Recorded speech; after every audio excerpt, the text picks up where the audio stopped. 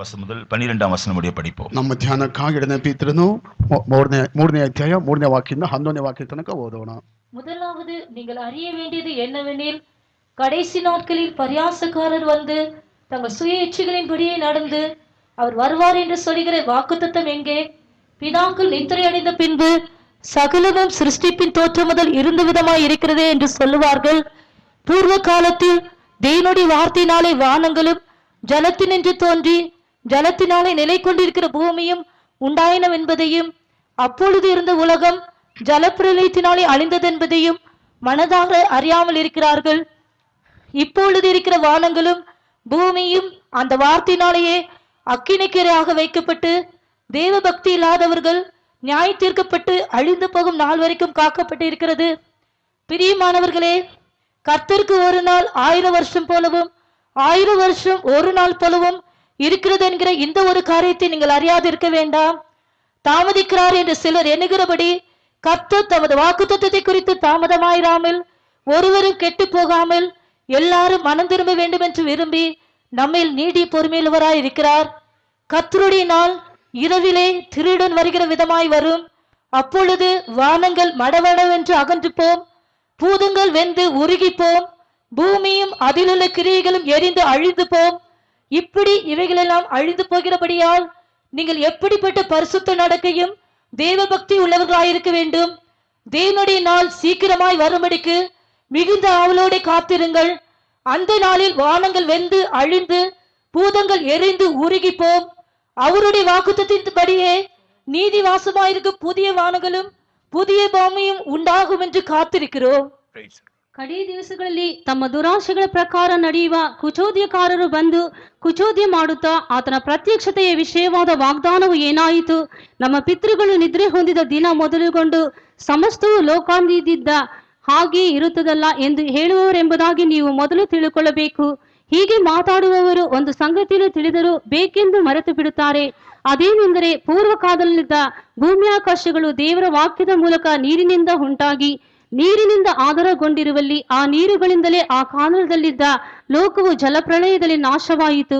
ಆದರೆ ಈಗಿರುವ ಭೂಮ್ಯಾಕಾಶಗಳು ಅದೇ ವಾಕ್ಯದ ಬಲದಿಂದ ಬೆಂಕಿಯ ಮೂಲಕ ನಾಶವಾಗುವುದಕ್ಕೆ ಇಡಲ್ಪಟ್ಟಿವೆ.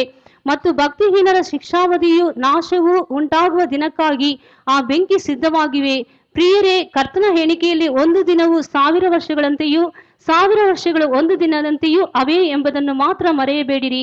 ಕರ್ತನು ತನ್ನ ವಾಗ್ದಾನವನ್ನು ನೆರವೇರಿಸುವುದಕ್ಕೆ ತಡ ಮಾಡುತ್ತಾನೆಂಬುದಾಗಿ ಕೆಲವರು ಅರ್ಥ ಮಾಡಿಕೊಳ್ಳುವ ಪ್ರಕಾರ ಆತನು ತಡ ಮಾಡುವವನಲ್ಲ. ಯಾವನಾದರೂ ನಾಶವಾಗುವುದರಲ್ಲಿ ಆತನು ಇಷ್ಟಪಡದೆ ಎಲ್ಲರೂ ತನ್ನ ಕಡೆಗೆ ತಿರುಗಿಕೊಳ್ಳಬೇಕೆಂದು ಅಪೇಕ್ಷಿಸುವವನಾಗಿದ್ದು ನಿಮ್ಮ ವಿಷಯದಲ್ಲಿ ದೀರ್ಘಶಾಂತಿಯುಳ್ಳವನಾಗಿದ್ದಾನೆ. ಆದರೂ ಕರ್ತನ ದಿನವು ಕಳ್ಳನು ಬರುವಂತೆ ಬರುತ್ತದೆ. ಆ ದಿನದಲ್ಲಿ ಆಕಾಶ ಮಂಡಲವು ಮಹಾಘೋಷದಿಂದ ಇಲ್ಲದೆ ಹೋಗುವುದು, ಸೂರ್ಯ ಚಂದ್ರ ನಕ್ಷತ್ರಗಳು ಉರಿದು ಲಯವಾಗಿ ಹೋಗುವವು, ಭೂಮಿಯು ಅದರಲ್ಲಿರುವ ಕೆಲಸಗಳು ಸುಟ್ಟು ಹೋಗುವವು. ಇವೆಲ್ಲವುಗಳು ಹೀಗೆ ಲಯವಾಗಿ ಹೋಗುವುದರಿಂದ ನೀವು ದೇವರ ದಿನದ ಪ್ರತ್ಯಕ್ಷತೆಯನ್ನು ಎದುರು ನೋಡುತ್ತಾ ಹಾರೈಸುತ್ತಾ ಎಷ್ಟೋ ಪರಿಶುದ್ಧವಾದ ನಡವಳಿಕೆಯೂ ಭಕ್ತಿಯೂ ಉಳ್ಳವರಾಗಿರಬೇಕಲ್ಲ. ಆ ದಿನದಲ್ಲಿ ಆಕಾಶ ಮಂಡಲವು ಬೆಂಕಿ ಹತ್ತಿ ಲಯವಾಗಿ ಹೋಗುವುದು, ಸೂರ್ಯ ಚಂದ್ರ ನಕ್ಷತ್ರಗಳು ಉರಿದು ಕರಗಿ ಹೋಗುವು. Knowing this first, that there shall come in the last days scoffers. Praise the Lord. ಕರ್ತನಿಗೆ ಸ್ತೋತ್ರ. The coming of the Lord is one of the event that will be changing the whole setup of the whole world. கர்த்தருடைய வருகை என்பது முழு உலகத்தினுடைய அமைப்பையும் முற்றிலுமாய் மாற்றக்கூடிய ஒரு சம்பவமாக இருக்கிறது. ಕರ್ತನ ಬಣವಾದ ಇಡೀ ಲೋಕದ ರೂಪವನ್ನೇ ಮಾರ್ಪಡಿಸುವಂತ ಒಂದು ಸಂಭವನೆಯಾಗಿ ಕಾಣಬರುತ್ತದೆ. There are doctrines that affect your own personal lives. உங்களுடைய தனிப்பட்ட ஜீவியத்தை பாதிக்கக்கூடியதான சில உபதேசங்கள் உண்டு. ನಿಮ್ಮ ವ್ಯಕ್ತಿಗತವಾದಂತ ಜೀವಿತಕ್ಕಾಗಿ ಕೆಲವು ಉಪದೇಶಗಳು ಉಂಟು. But this doctrine of the coming of the Lord is a thing that is not only changing your life, it will change the whole pattern of the whole world. ஆனால் கர்த்தருடைய வருகையை பற்றிய உபதேசமோ உங்களுடைய தனிப்பட்ட ஜீவியத்தை மாற்றுவது மாத்திரமல்ல, முழு உலகத்தின் அமைப்பையுமே மாற்றக்கூடியதாக இருக்கிறது. ಕರ್ತನ ಬಣ ಉಪದೇಶವಾದ ನಿಮ್ಮ ವ್ಯಕ್ತಿಪರವಾದ ಜೀವಿತವನ್ನು ಮಾತ್ರ ಬದಲಾಯಿಸುವುದಲ್ಲ, ಇಡೀ ಲೋಕದ ರೂಪವನ್ನೇ ಬದಲಾಯಿಸುವಂತ ಒಂದು ಅಂಶವಾಗಿ ಕಾಣப்படுತ್ತದೆ. Here now in the passage that we read now, நாம் இப்பொழுது படித்த இந்த வேத பகுதியில் ಈಗ ನಾವು ಓದಂತ ದೇವರ ವಾಕ್ಯದ ಭಾಗಗಳು, the question is, we are hearing the message of the coming of the Lord. Why he is not coming? Where is the promise of his coming? நாம் அங்கே கேட்கப்படுகிற கேள்வி என்னவென்றால், கர்த்தருடைய வருகையை பற்றிய செய்தியை நாங்கள் கேட்டுக்கொண்டே இருக்கிறோம். ஆனால் கர்த்தர் இன்னும் வரவில்லையே, கர்த்தருடைய வருகையை பற்றி எப்பொழுது அவர் வருவார்? ಈಗ ನಾವು ಕೇಳುವಂತ ಪ್ರಶ್ನೆ ಯಾವುದು? ದೇವರ ವಾಕ್ಯವನ್ನು ಕೊಡ್ತಾ ಕರ್ತನ ಬರವನ್ನು ಕೊಡ್ತಾನೆ ವಿಷಯವನ್ನು ಕೇಳುತ್ತಾ ಇದ್ದೇವಲ್ಲ, ವಾಕ್ಯದ ಮೂಲಕವಾಗಿ ಆತನು ಯಾವಾಗ ಬರುತ್ತೇನೆ ಅಂತ ಪ್ರಶ್ನೆಯಾಗಿದೆ. Year after year, month after month, week after week, we are hearing that the Lord is coming, the Lord is coming. அநேக வருஷங்களாக, மாதங்களாக, அநேக வாரங்களாக கர்த்தர் வருகிறார் வருகிறார் என்ற செய்தியை கேட்டுக்கொண்டே இருக்கிறோம். ಅನೇಕ ವರ್ಷಗಳಿಂದ, ಅನೇಕ ತಿಂಗಳಿಂದ, ಅನೇಕ ವಾರಗಳಿಂದ ಕರ್ತನ ಬರುತ್ತಾರೆ ಎಂಬಂತ ಉಪದೇಶವನ್ನು ಕೇಳುತ್ತಾ ಇದ್ದೇವೆ. Why he is not coming? Where is the promise of his coming? அவர் ஏன் இன்னும் வரவில்லை? அவர் வருவார் என்கிற வாக்குத்தத்தம் எங்கே? ಆತ ಏಕೆ ಇನ್ನೂ ಬರಲಿಲ್ಲ? ಆತನು ಬರುತ್ತಾನೆ ಎಂಬಂತ ವಾಗ್ದಾನವು ಎಲ್ಲಿ? That question is almost, it was in the minds of the earlier people, and the same question is in our minds also. முந்தின நாட்களில் முற்காலங்களில் ஜீவித்த ஜனங்களுடைய மனதில் இப்படிப்பட்ட ஒரு கேள்வி இருந்தது. இப்பொழுது ஜீவிக்கிற நம்முடைய மனதில் இந்த கேள்வி இருக்கிறது. ಹಿಂದಿನ ಕಾಲದಲ್ಲಿ ಜೀವಿಸಿದಂತ ಜನರ ಮಧ್ಯದಲ್ಲಿ ಸಹ ಇಂಥ ಪ್ರಶ್ನೆ ಕಾಣಲ್ಪಟ್ಟಿತ್ತು. ಈಗ ಜೀವಿಸುವಂತ ನಮ್ಮ ಮಧ್ಯದಲ್ಲಿ ಸಹ ಇದೇ ಪ್ರಶ್ನೆ ಅದು ಉದ್ಭವಿಸುತ್ತಿದೆ. Remember one thing, God is in eternity. ஒரு காரியத்தை நீங்கள் விளங்கிக் கொள்ளுங்கள், தேவன் நித்தியத்தில் இருக்கிறார். ಒಂದು ಕಾರ್ಯವನ್ನು ಮನಸ್ಸಲ್ಲಿ ಇಟ್ಟುಕೊಳ್ಳಿರಿ, ದೇವರು ನಿತ್ಯನಾಗಿದ್ದಾನೆ. Every move that he makes is only towards eternity. He cannot make anything temporary. அவருடைய ஒவ்வொரு அசைவுகளும் நம்மை நித்தியத்துக்கு ஏதுவாகவே நித்தியமான ஒரு அனுபவத்துக்கு ஏதுவாகவே வழி நடத்துமே ஒழிய தற்காலிகமான ஒரு ಅನುಭವத்திற்காக நம்மை நடத்தாது. ಆತ ಒಂದೊಂದು ಕಾರ್ಯ ಸಹ ನಿತ್ಯವಂತ ಕಾರ್ಯಗಳಿಗಾಗಿ ನಮ್ಮನ್ನು ಮುನ್ನಡೆಸುತ್ತಿವೆ, ಒಂದು ತಾತ್ಕಾಲಿಕವಾದ ಕಾರ್ಯಕ್ಕಾಗಿ ಅಲ್ಲ. We may think it's one day, but in his sight it may be 1,000 years. நாம் ஒருவேளை ஒரு நாள் நினைக்கலாம், ஆனால் அந்த ஒரு நாள் அவருடைய பார்வையில் 1000 ವರ್ಷங்களா இருக்கிறது. ನಾವು ಒಂದು ದಿನ ನಮ್ಮನ್ನು ಅನಿಸಬಹುದು, ಆದರೆ ಆತ ದೃಷ್ಟಿಯಲ್ಲಿ ಒಂದು ದಿನವಾದ 1000 ವರ್ಷಗಳಾಗಿ ಕಂಡುಬಿಡುತ್ತೇವೆ. On the other hand, we may think it's 1,000 years, but in his sight it may be one day. இன்னொரு பக்கத்தில் 1000 ವರ್ಷங்களை நாம் நினைக்கிற அதே காரியம் அவருடைய பார்வையில் ஒரு நாளாக இருக்கிறது. ಇನ್ನೊಂದು ಪಕ್ಕದಲ್ಲಿ 1000 ವರ್ಷಗಳನ್ನು ಅನಿಸುವಂತ ಅದೇ ಕಾರ್ಯವಾದ ಆತ ದೃಷ್ಟಿಯಲ್ಲಿ ಒಂದು ದಿನಕ್ಕೆ ಸಮಾನವಾಗಿದೆ. As human beings, we always want everything to be done quickly. நாம் மனுஷ வர்க்கமாகிய நாம் எல்லா காரியங்களையும் சீக்கிரமாக செய்ய வேண்டும் என்று நினைக்கிறோம். ಮಾನಸಿಕ ರೀತಿಯಲ್ಲಿ ಎಲ್ಲಾ ಕಾರ್ಯಗಳು ಬಹುಬೇಗನೆ ಮಾಡಬೇಕೆಂಬುದಾಗಿ ನಾವು ನೆನೆಸುತ್ತೇವೆ. We are living in an age where you push a button, you will get everything whatever you need. நாம் ஒரு பட்டனை அழுத்தினால் எல்லா காரியங்களும் உடனே நடக்கக்கூடிய அப்படிப்பட்ட ஒரு ನವೀನ ಕಾಲத்தில் நாம் ಜೀವಿಸಿಕೊಂಡು ನಾವು ಒಂದು ಗುಂಡಿಯನ್ನು ಒತ್ತುವುದಾದರೆ ಎಲ್ಲೋ ನಡೆಸಲ್ಪಡುವಂತ ಆಧುನಿಕವಾದ ಲೋಕದಲ್ಲಿ ನಾವು ಜೀವಿಸುತ್ತಿದ್ದೇವೆ. So naturally we expect, why he is not coming? Why the delay is there? ஆகவே நாம் இயற்கையாக எதிர்பார்க்கிற ஒரு விஷயம், ஏன் அவர் இன்னும் வரவில்லை, ஏன் அவர் தாமதிக்கிறார் என்பது இயற்கைதான். ಆದ್ದರಿಂದ ಪ್ರಾಕೃತಿಕವಾಗಿ ನಾವು ಯೋಚಿಸುವ ಕಾರ್ಯವಾದ ಯಾವುದಕ್ಕಾಗಿ ಆತ ಇನ್ನೂ ಬರಲಿಲ್ಲ ಎಂಬುದಾಗಿ ಯೋಚಿಸುವ ಕಾರ್ಯವಾಗಿದೆ. God's method is stage by stage, one stage over and then like that he carries on. தேவன் செயல்படுகிற விதம் என்னவென்றால் ஒவ்வொரு படியாக அல்லது ஒவ்வொரு நிலையாக தான் அவர் செய்து கொண்டிருக்கிறார். ದೇವರು ಮಾಡುವಂತ ಕಾರ್ಯಗಳು ಒಂದೊಂದು ಕಾರ್ಯ ಸಹ ಮೆಟ್ಟನಾಗಿ ಆತನು ಮಾಡುತ್ತಾ ಬರುತ್ತಾರೆ. The ultimate purpose is a great purpose, but towards it he will move according to his ways. அதனுடைய முற்றிலுமான அவருடைய நோக்கம் ஒரு பெரிய நோக்கமாக இருந்தாலும் அவர் படிப்படியாக தான் அதற்காக செயல்படுகிறார். ಒಂದು ಪೂರ್ಣವಾದ ಉದ್ದೇಶವಾದ ಕಾಣಪಟ್ಟು ಸಹ ಅದಕ್ಕಾಗಿ ಸ್ವಲ್ಪವಾಗಿ ಹಂತವಾಗಿ ಆತನ ನಡೆಸುತ್ತಾರೆ. One father went to a principal of a school. ஒரு தகப்பனார் ஒரு ஸ்கூல் பிரின்சிபல் இடத்தில் சென்றார். ಒಂದು ತಂದೆಯವರು ಒಂದು ಶಾಲೆಯ ಪ್ರಾಂಶುಪಾಲರ ಬಳಿಗೆ ಹೋಗಿದರು. What is the purpose of sending my son to your school? There is not much progress. என்னுடைய மகனுடைய வாழ்க்கையில் எந்த முன்னேற்றம் இல்லையே, அப்படி இருக்கும் பொழுது என்னுடைய மகனை உங்களுடைய பள்ளிக்கு அனுப்புறதுனால என்ன பிரயோஜனம் என்று கேட்டார். ನನ್ನ ಮಗನ ಜೀವಿತದಲ್ಲಿ ಯಾವ ರೀತಿಯಾದಂತ ಪ್ರಗತಿ ಇಲ್ಲವಲ್ಲ, ಅದರಿಂದ ನಮ್ಮ ಮಗನನ್ನು ನಿಮ್ಮ ಶಾಲೆಗೆ ಕಳಿಸುವ ಉದ್ದೇಶವೇನೆಂಬುದಾಗಿ ಕೇಳಿದರು. The principal kept quiet for a moment and he asked one thing. ஒரு நிமிஷம் பிரின்சிபால் அமைதியாக இருந்து விட்டு ஒரு காரியத்தை கேட்டார். ಪ್ರಾಂಶುಪಾಲರು ಒಂದು ನಿಮಿಷ ಮೌನವಾಗಿದ್ದು ಒಂದು ಪ್ರಶ್ನೆಯನ್ನು ಕೇಳಿದರು. There are trees that can grow within 3 months.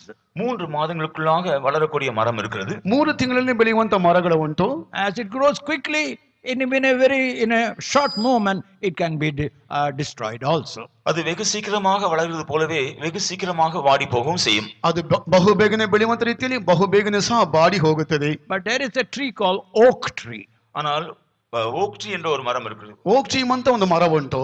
It grows up to 300 years. அது 300 ವರ್ಷங்கள் வரையிலும் அது வளரும். ಅದು 300 ವರ್ಷಗಳ ತನಕ ಬೆಳೆಯುತ್ತಾ ಇರುತ್ತದೆ. Nobody can break it. யாரும் அதை உடைக்க முடியாது. ಯಾರು ಸಹ ಮುರಿದು ಹಾಕಲಿಕ್ಕೆ ಸಾಧ್ಯವಿಲ್ಲ. So he asked the father, what type of tree your son should be?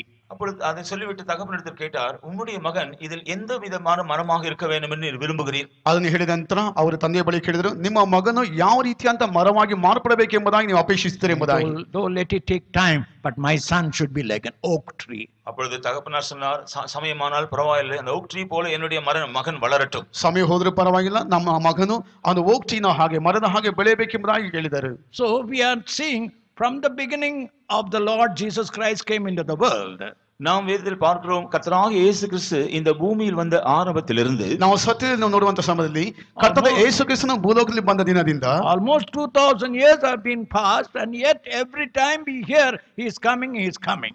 ஏறக்குறைய 2000 வருஷங்கள் கடந்து போனாலும் அவர் இன்னும் வருகிறார் என்று நாம் கேட்டுக்கொண்டுதான் இருக்கிறோம். 2000 ವರ್ಷಗಳು ಗತಿಸಿದರೂ ಸಹ ಆತ ಇನ್ನೂ ಬರುತ್ತಾರೆ ಎಂಬ ವಿಷಯ ನಾವು ಕೇಳಿಸಿಕೊಳ್ಳುತ್ತಾ ಇದ್ದೇವೆ.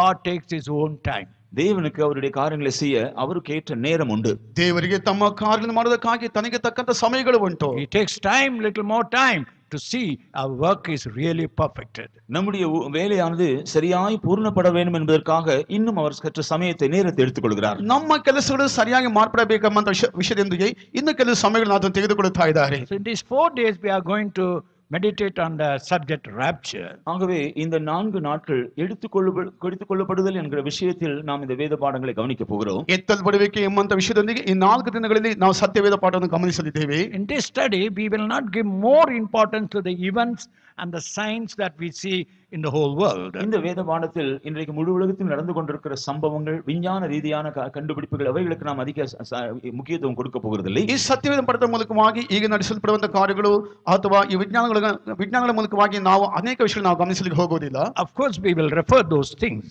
சில காரியங்களை நாம் அவைகளை கவனிப்போம். ಕೆಲವು ಕಾರಣ ಸಹ ನಾವು ಅದರಲ್ಲಿ ಗಮನಿಸುತ್ತೇವೆ. But the importance is how you can be ready if the Lord is coming soon. ஆனால் முக்கியமான விஷயம் என்னவென்றால் வெகு சீக்கிரமாய் வருகிற கர்த்தரை சந்திக்க எப்படி நீங்கள் ஆயத்தப்படலாம் என்பதுதான். ಪ್ರಾಮುಖ್ಯವಾದ ವಿಷಯ ಎಂಬುದಾಗಿ ಹೇಳಿದರೆ ಕರ್ತನ ಬರಕ್ಕಾಗಿ ಯಾವ ರೀತಿಯಾಗಿ ನೀವು ಸಿದ್ಧರಾಗಬೇಕೆಂಬ ಅಂಶವಾಗಿದೆ. We will give you proof from different angles, but the point is how you can be ready to meet the Lord. பல கோணங்களில் இதை உறுதி செய்யக்கூடிய சாட்சிகளை நாங்கள் கொடுப்போம். ஆனால் முக்கியமான குறிக்கோள் என்னவென்றால் கர்த்தருடைய வருகைக்காக நாம் எப்படி ஆயத்தப்படுவது. ಅನೇಕ ದೃಷ್ಟಿಕೋನಗಳ ಮೂಲಕವಾಗಿ ಕೆಲವು ಪುರಾವೆಗಳನ್ನು ಕೊಡುತ್ತೇವೆ. ಆದರೆ ಮುಖ್ಯವಾದ ಅಂಶವಾದ ಕರ್ತನ ಬರಕ್ಕಾಗಿ ಯಾವ ರೀತಿಯಾಗಿ ನಾವು ಸಿದ್ಧರಾಗಬೇಕೆಂಬುದಾಗಿ. In Acts 17 chapter verse 21 we read. அப்போஸ்தலர் நடவடிக்கைகள் 17ஆம் அதிகாரம் 21ஆம் வசனத்தை நாம் படிக்கிறோம். ಅಪೊಸ್ತಲ ಕೃತ್ಯಗಳು 17ನೇ ಅಧ್ಯಾಯ 21ನೇ ವಾಕ್ಯದಲ್ಲಿ ಓದುವಾಗ Athenians, yes, read it.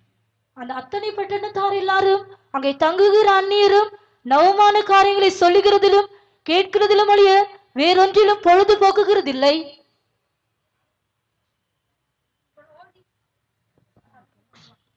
For all the Athenians and the strangers which were with, they spent their time in nothing else but either to tell or to hear some new thing. ಅಥೇನಿಯವರು ಅಲ್ಲಿ ವಾಸವಾಗಿದ್ದ ಪರದ ಸ್ಥಳದವರು ಹೊಸ ಸಂಗತಿಗಳನ್ನು ಕೇಳುವುದಕ್ಕೂ ಹೊರತು ಬೇರೆ ಯಾವುದಕ್ಕೂ ಸಮಯ ಕೊಡುತ್ತಿರಲಿಲ್ಲ. Athenians, they had one habit, to gather and to speak about new things and hear about new things. அத்தேனை பட்டணத்தாருக்கு ஒரு பழக்கம் இருந்தது. அவர்கள் ஒன்றாக சேர்ந்து புதிய காரியங்களை கேட்கிறதிலும் அதை பற்றி சொல்லுகிறதிலுமே ஒழிய வேறொன்றிலும் நேரத்தை செலவழிப்பதில்லை. ಅಥೇನೆಯವರಿಗೆ ಒಂದು ಅಭ್ಯಾಸವಿತ್ತು. ಅವರಿಗೆ ಹೊಸ ಕಾರಣ ಕೇಳಬೇಕೆಂಬುದಾಗಿ ಬೇರೆ ಯಾವ ಕಾರ್ಯಗಳಿಗೂ ಸಹ ಸ್ಥಳಾವಕಾಶ ಕೊಡುತ್ತಿರಲಿಲ್ಲ. But their lives were never changed. ஆனால் அவருடைய ஜீவியம் ஒரு நாள் மாறுவதில்லை. ಆದರೆ ಅವರ ಜೀವಿತವಾದ ಎಂದಿಗೂ ಮಾರ್ಪಡಲಿಲ್ಲ. So in these 4 days we are not going to give any new thing. ஆகவே இந்த 4 நாட்கள் ஏதோ புதிய காரியங்களை நாங்கள் சொல்ல போவதில்லை. ಆದರೆ ಈ 4 ದಿನಗಳಲ್ಲಿ ಯಾವುದೋ ಹೊಸ ಕಾರಣ ಹೇಳುತ್ತೇವೆ ಎಂಬುದನ್ನು ನೆನಪಿಸಿಬಿಡಿರಿ. According to Jeremiah 6 chapter verse 16. எரேமியா 6ஆம் அதிகாரம் 16ஆம் வசனத்தின்படி ಯೆರೆಮೀಯ 6ನೇ ಅಧ್ಯಾಯ 16ನೇ ವಾಕ್ಯಕ್ಕೆ ಅನುಸಾರವಾಗಿ go and stand in the ways. நீங்கள் போய் பூர்வ பாதைகளில் நில்லுங்கள். ಮಾರ್ಗದ ಮಧ್ಯದಲ್ಲಿ ನಿಂತುಕೊಂಡು find out where the old paths are there. நல்ல வழி எங்கே என்று விசாரியுங்கள். ಒಳ್ಳೆ ಸ್ಥಳಗಳು ಎಲ್ಲಿದೆ ಎಂಬುದಾಗಿ ವಿಚಾರಿಸಿರಿ. And that old path will bring you rest. அந்த பூர்வ பாதைகள் தான் உங்களுக்கு இளைப்பாறுதலை கொண்டு வரும். ಆ ಪುರಾತನ ಮಾರ್ಗಗಳು ನಿಮಗೆ ವಿಶ್ರಾಂತಿಯನ್ನು ಕೊಡುತ್ತವೆ. So in these days we will try to bring you to the old path, how you can really find rest and be ready for the coming of the Lord. நீங்கள் உண்மையான இளைப்பாறுதலை கண்டடைந்து எவ்விதமாக கர்த்தருடைய வருகைக்காக ஆயத்தப்படலாம் என்பதற்காக இந்த நாட்டில் இந்த பூர்வ பாதைகளை நாங்கள் உங்களுக்கு நினைப்பூட்ட ನೀವು விரும்புகிறோம். ನಿಜವಾದ ವಿಶ್ರಾಂತಿಗೆ ಬಂದು ಯಾವ ರೀತಿಯಾದ ಕರ್ತನ ಮಾಡಕ್ಕೆ ಸಿದ್ಧರಾಗಬೇಕೆಂಬ ವಿಷಯವನ್ನು ಕುರಿತು ತಿಳಿಯುವುದಕ್ಕಾಗಿ ಪುರಾತನ ಮಾರ್ಗಗಳನ್ನು ನಾವು ನಿಮಗೆ ತಿಳಿಸುತ್ತೇವೆ. The time is very short. நேரம் மிகவும் குறுகி இருக்கிறது. ಸಮಯವಾದ ತುಂಬಾ ಸಂಕ್ಷಿಪ್ತವಾಗಿದೆ. We cannot bring all the points relevant to the coming of the Lord. ஆகவே கர்த்தருடைய வருகையோடு சம்பந்தப்பட்ட எல்லா விஷயங்களையும் நாங்கள் உங்களுக்கு சொல்ல சமயம் இல்லை. ಕರ್ತನ ಬರಕ್ಕೆ ಸಂಬಂಧಪಟ್ಟಂತ ಎಲ್ಲಾ ವಿಷಯನ ಹೇಳಲಿಕ್ಕೆ ನಮಗೆ ಸಮಯವಿಲ್ಲ. For example, if we want to prophesy regarding prophecy, உதாரணமாக தீர்க்க தரிசனங்களை குறித்து நாம் சிந்திப்போம் என்றால் ಉದಾಹರಣೆಗೆ ಪ್ರವಾದನೆಯನ್ನು ಕುರಿತಾಗಿ ನಾವು ಚಿಂತಿಸುವುದಾದರೆ you take the chapter 11 in book of Daniel, தானியேல் 11ஆம் அதிகாரத்தில் நாம் பார்த்தால் ದಾನಿಯೇಲ ಪುಸ್ತಕ 11ನೇ ಅಧ್ಯಾಯ ನಾವು ನೋಡುವುದಾದ್ರೆ they say more than 135 prophecies are there in that one chapter. அந்த ஒரே ஒரு அதிகாரத்தில் ஏறக்குறைய 135 தீர்க்க தரிசனங்கள் அடங்கியுள்ளன. ಒಂದೇ ಅಧ್ಯಾಯದಲ್ಲಿ ಸುಮಾರು 135 ಪ್ರವಾದಿಗಳು ಅಡಕವಾಗಿವೆ. If I go to explain everything and how it was fulfilled, you will never be able to we will never be able to finish our subject. அந்த தீர்க்க தரிசனங்கள் எல்லாம் எப்படி நிறைவேற போகிறது என்கிறதை விளக்க நான் போவேன் என்றால் நம்முடைய குறிப்பிட்ட விஷயத்தை நாம் சொல்லி முடிக்க முடியாது. ಆ ಪ್ರವಾದಗಳು ಯಾವ ರೀತಿಯಾಗಿ ನೆರವೇರಿಸಲ್ಪಡುತ್ತೆ ಎಂಬುದಾಗಿ ನಾನು ಹೇಳಲಿಕ್ಕೆ ಹೋಗುತ್ತಾರೆ ನಾನು ಹೇಳಬೇಕಾದ ವಿಷಯಗಳು ನಿಮಗೆ ಹೇಳಲಿಕ್ಕೆ ಸಾಧ್ಯವಾಗುವುದಿಲ್ಲ. So in these 4 days we will divide the whole subject in a different angle. ஆகவே இந்த 4 நாட்களில் இந்த முழு விஷயத்தையும் 4 வித்தியாசமான கோணங்களில் பிரித்துக் கொள்வோம். ಈ ಎಲ್ಲಾ ಉಪದೇಶಗಳನ್ನು 4 ದಿನಗಳಲ್ಲಿ 4 ರೀತಿಯ ದೃಷ್ಟಿಕೋನದಲ್ಲಿ ನಾವು ವಿಂಗಡಿಸಲಿಕ್ಕೆ ಬಯಸುತ್ತೇವೆ. First of all we'll ask whether this doctrine of the second coming is a doctrine of man or a doctrine of devils, like that. முதலாவதாக நாம் கேட்கக்கூடிய கேள்வி என்னவென்றால் இந்த கர்த்தருடைய வருகையை பற்றிய உபதேசம் மனுஷரால் உண்டானதா அல்லது பிசாசுகளால் உண்டானதா? ಮೊಟ್ಟ ಮೊದಲು ನಾವು ಈ ವಾಕ್ಯದ ಮೂಲಕವಾಗಿ ಹೇಳಬೇಕನ್ನೋ ಪ್ರಶ್ನೆ ಯಾವುದು ಕರ್ತನ ಮಾಡದ ಆ ಒಂದು ಉಪದೇಶವಾದ್ದು ದೇವರಿಗೆ ಸಂಬಂಧಪಟ್ಟದ ಅಥವಾ ದೆವ್ವಗಳಿಗೆ ಸಂಬಂಧಪಟ್ಟದ್ದ? Or is it a doctrine of the Lord? அல்லது அது கர்த்தருடைய உபதேசமா ಅಥವಾ ಇದು ದೇವರ ಉಪದೇಶವೋ? So that is an important question. We will make you to understand how the coming of the Lord is the doctrine of the Lord. கர்த்தருடைய வருகை பற்றிய உபதேசம் கர்த்தருடைய உபதேசம் தான் என்கிறதை விளங்க செய்யும்படியாக நாம் அதை ஒரு முக்கியமான விஷயமாக எடுத்துக்கொள்ள போகிறோம். ಕರ್ತನ ಮಾಡದ ಉಪದೇಶವಾದು ಕರ್ತನ ಉಪದೇಶವೇ ಎಂಬುದಾಗಿ ಹೇಳಿ ಅದರ ಪ್ರಾಮುಖ್ಯತೆಯನ್ನು ನಾವು ಕೊಡಲಿಕ್ಕೆ ಹೋಗುತ್ತೇವೆ. Second, on what basis we are going to prove that the Lord is going to come? அடுத்தபடியாக கர்த்தர் வரப்போகிறார் என்கிறதை எந்த அடிப்படையில் நிரூபிப்பது என்கிற விஷயமாக ನಂತರ ಕರ್ತನ ಬರ್ತಾನೆ ಎಂಬಂತ ವಿಷಯಗಳನ್ನು ಯಾವ ತಳಹದಿಯಲ್ಲಿ ನಾವು ನಿರೂಪಿಸಲಿಕ್ಕೆ ಹೋಗುತ್ತೇವೆ. We will not go here and there. We will stand on the word of God. நாம் அங்கு இங்கும் நாம் பார்க்க போகிறதில்லை, கர்த்தருடைய வசனத்தில் இருந்து தான் கவனிக்க போகிறோம். ನಾವು ಅಲ್ಲಿ ಇಲ್ಲಿ ನೋಡಲಿಕ್ಕೆ ಹೋಗುವುದಿಲ್ಲ, ದೇವರ ವಾಕ್ಯದ ಮೂಲಕವಾಗಿ ಮಾತ್ರವೇ ನಾವು ಗಮನಿಸಲಿದ್ದೇವೆ. So in these 4 days, if you bring your Bibles with a notebook, then you will understand more about the word of God. ஆகவே இந்த 4 நாட்களுடைய வேதத்தையும் உங்களுடைய நோட் புத்தகங்களை கொண்டு வந்தவைகளை எல்லாம் குறித்துக் கொள்வீர்கள் என்றால் இந்த விஷயங்களை குறித்து நன்றாக அறிந்து கொள்ள அது உங்களுக்கு பிரயோஜனமாக இருக்கும். ಈ 4 ದಿನದ ಕೋಟೆಗಳಲ್ಲಿ ನಿಮ್ಮ ಸತ್ಯವೇದವನ್ನು ಅದರೊಂದಿಗೆ ನೋಟ್ಬುಕ್ ಅಂತ ಅನ್ನೋದಾದ್ರೆ ನಿಮಗೆ ಮುಖ್ಯಾಂಶಗಳನ್ನು ನೀವು ಬರೆದಿಟ್ಟುಕೊಳ್ಳಕ್ಕೆ ಅದು ಸಹಾಯಕವಾಗಿರುತ್ತದೆ. If we are going to stand only on the word of God, நாம் தேவனுடைய வசனத்தின் இருந்து மாத்திரமே எல்லாவற்றையும் சிந்திக்க போகிறோம். ನಾವು ದೇವರ ವಾಕ್ಯಗಳಿಗೆ ಅನುಸಾರವಾಗಿ ಎಲ್ಲವನ್ನೂ ನಾವು ಯೋಚಿಸಲಿದ್ದೇವೆ. if that be so, can we rely wholly on the word of God? அப்படி இருக்கும் பொழுது நாம் முழுமையாக கர்த்தருடைய வசனத்தில் சார்ந்து கொள்ளலாமா? ಆದ್ರಿಂದ ನಾವು ಸಂಪೂರ್ಣವಾಗಿ ಕರ್ತನ ವಾಕ್ಯದ ಮೇಲಕ್ಕೆ ನಾವು ಆತುಕೊಂಡು ಜೀವಿಸಬಹುದು. Because scientists and so many other people begin to raise doubts about the inspiration of the word of God. தேவனுடைய வசனங்கள் ஆவியினால் ஏவப்பட்டு எழுதப்பட்டன என்கிறதான விஷயத்தை விஞ்ஞானிகளும் இன்னும் அநேகரும் அதற்கு விபரீதமாக அவர்கள் பேசுகிறார்கள். ದೇವರ ವಾಕ್ಯಗಳು ಆತ್ಮ ಪ್ರೇರಿತವಾಗಿ ಬರೆಯಲ್ಪಟ್ಟಿದ ಅಂಶಗಳನ್ನು ವಿಜ್ಞಾನಿಗಳು ಅದಕ್ಕೆ ವ್ಯತಿರಿಕ್ತವಾಗಿ ಮಾತಾಡುತ್ತಾರೆ, ಬರೆಯುತ್ತಾರೆ. So we will see how the word of God is the one we can rely wholly upon it. ஆகவே நாம் முழுமையாய் சார்ந்து கொள்ளக்கூடிய ஒன்றுதான் இந்த வேத வசனம் என்கிறதை நாம் இதன் மூலமாய் கவனிக்கலாம். ಅದರಿಂದ ಸಂಪೂರ್ಣವಾಗಿ ನಾವು ಆತುಕೊಳ್ಳಬೇಕಾದ ಅಂಶಗಳು ದೇವರ ವಾಕ್ಯವೇ ಎಂಬಂತ ಅಂಶಗಳನ್ನು ಈ ದಿನಗಳಲ್ಲಿ ನಾವು ಧ್ಯಾನಿಸಲಿದ್ದೇವೆ. Then if God has spoken this word and if it is the doctrine of the Lord, கர்த்தர் இந்த வார்த்தைகளை உரைத்திருப்பார் என்றால் இந்த உபதேசங்கள் கர்த்தருடைய உபதேசமாய் இருக்கும் என்றால் ದೇವರ ವಾಕ್ಯಗಳು ದೇವರಾಗಿ ಮಾತಾಡುತ್ತಾರೆ, ಇದು ದೇವರಿಗೆ ಸಂಬಂಧಪಟ್ಟ ಉಪದೇಶಗಳಾಗಿರುವುದಾದರೆ who is this God? இந்த தேவன் யார்? ಹಾಗಾದ್ರೆ ಈ ದೇವರು ಯಾರು? Is there a God? அப்படிப்பட்ட ஒரு தேவன் இருக்கிறாரா? ಅಂತ ಒಬ್ಬ ದೇವರು ಇದ್ದಾರೋ? What is the character of this God? அந்த தேவனுடைய குணாதிசயங்கள் என்ன? ಆ ದೇವರ ಸ್ವಭಾವಗಳೇನು? Who is this Jesus Christ? இந்த இயேசு கிறிஸ்து என்பவர் யார்? ಈ ಯೇಸು ಕ್ರಿಸ್ತನು ಯಾರು? Was he a myth or a story or a real person or one person who lived here and died and remained as dead person? அவர் ஒரு கட்டுக்கதையா உண்டாக்கப்பட்ட கதையா ஒரு உண்மையாய் இந்த உலகத்தில் வந்து ஜீவித்தாரா அல்லது வந்து ஜீவித்து மரித்து போன ஒருவரா? ಅದು ಕಟ್ಟುಕಥೆಯೋ ಅಥವಾ ನಾವೇ ರೂಪಿಸಿದ ಕಥೆಯಾಗಿದೆಯೋ ನಿಜವಾಗಿ ಅದನ್ನು ಬಂದು ಸತ್ತು ಎದ್ದು ಹೋಗಿದ್ದಾರೋ?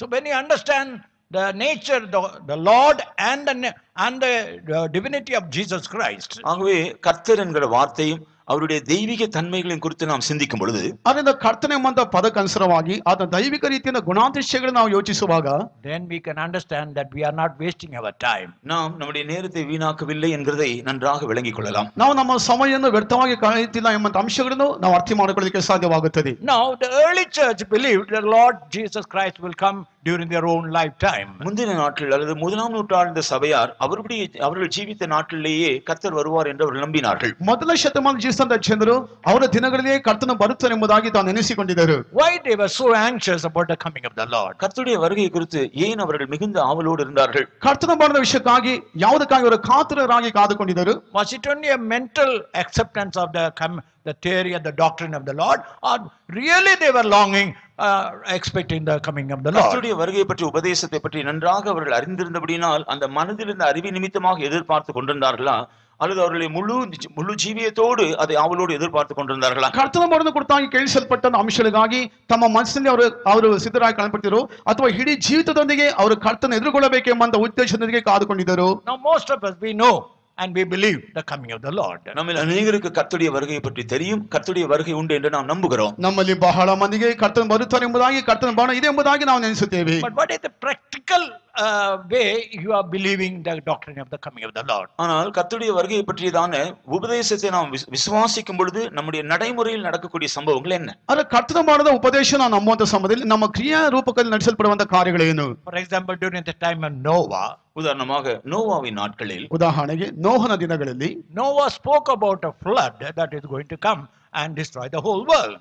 வெகு சீக்கிரத்தில் முழு உலகத்தையும் அழித்து போடக்கூடியதான ஒரு வெள்ளத்தை குறித்து நோவா பேசினார். ಬಹು ಬೇಗನೆ ಬಂದು ಜಲಪ್ರವಾಹ ಬಂದು ನಾಶವಾಗುತ್ತೆ ಎಂಬ ಅಂಶನ ಕುರಿತಾಗಿ ನೋಹನು ಮಾತಾಡಿದರು. For nearly 120 years he preached about that. ஏறக்குறைய 120 வருஷங்கள் அதை குறித்து பிரசங்கித்தான். ಸುಮಾರು 120 ವರ್ಷಗಳು ಅದನ್ನು ಕುರಿತಾಗಿ ಮಾತಾಡಿದರು. 120 ದಿನಗಳು. But he not only preached, he began to prove it by building the ark.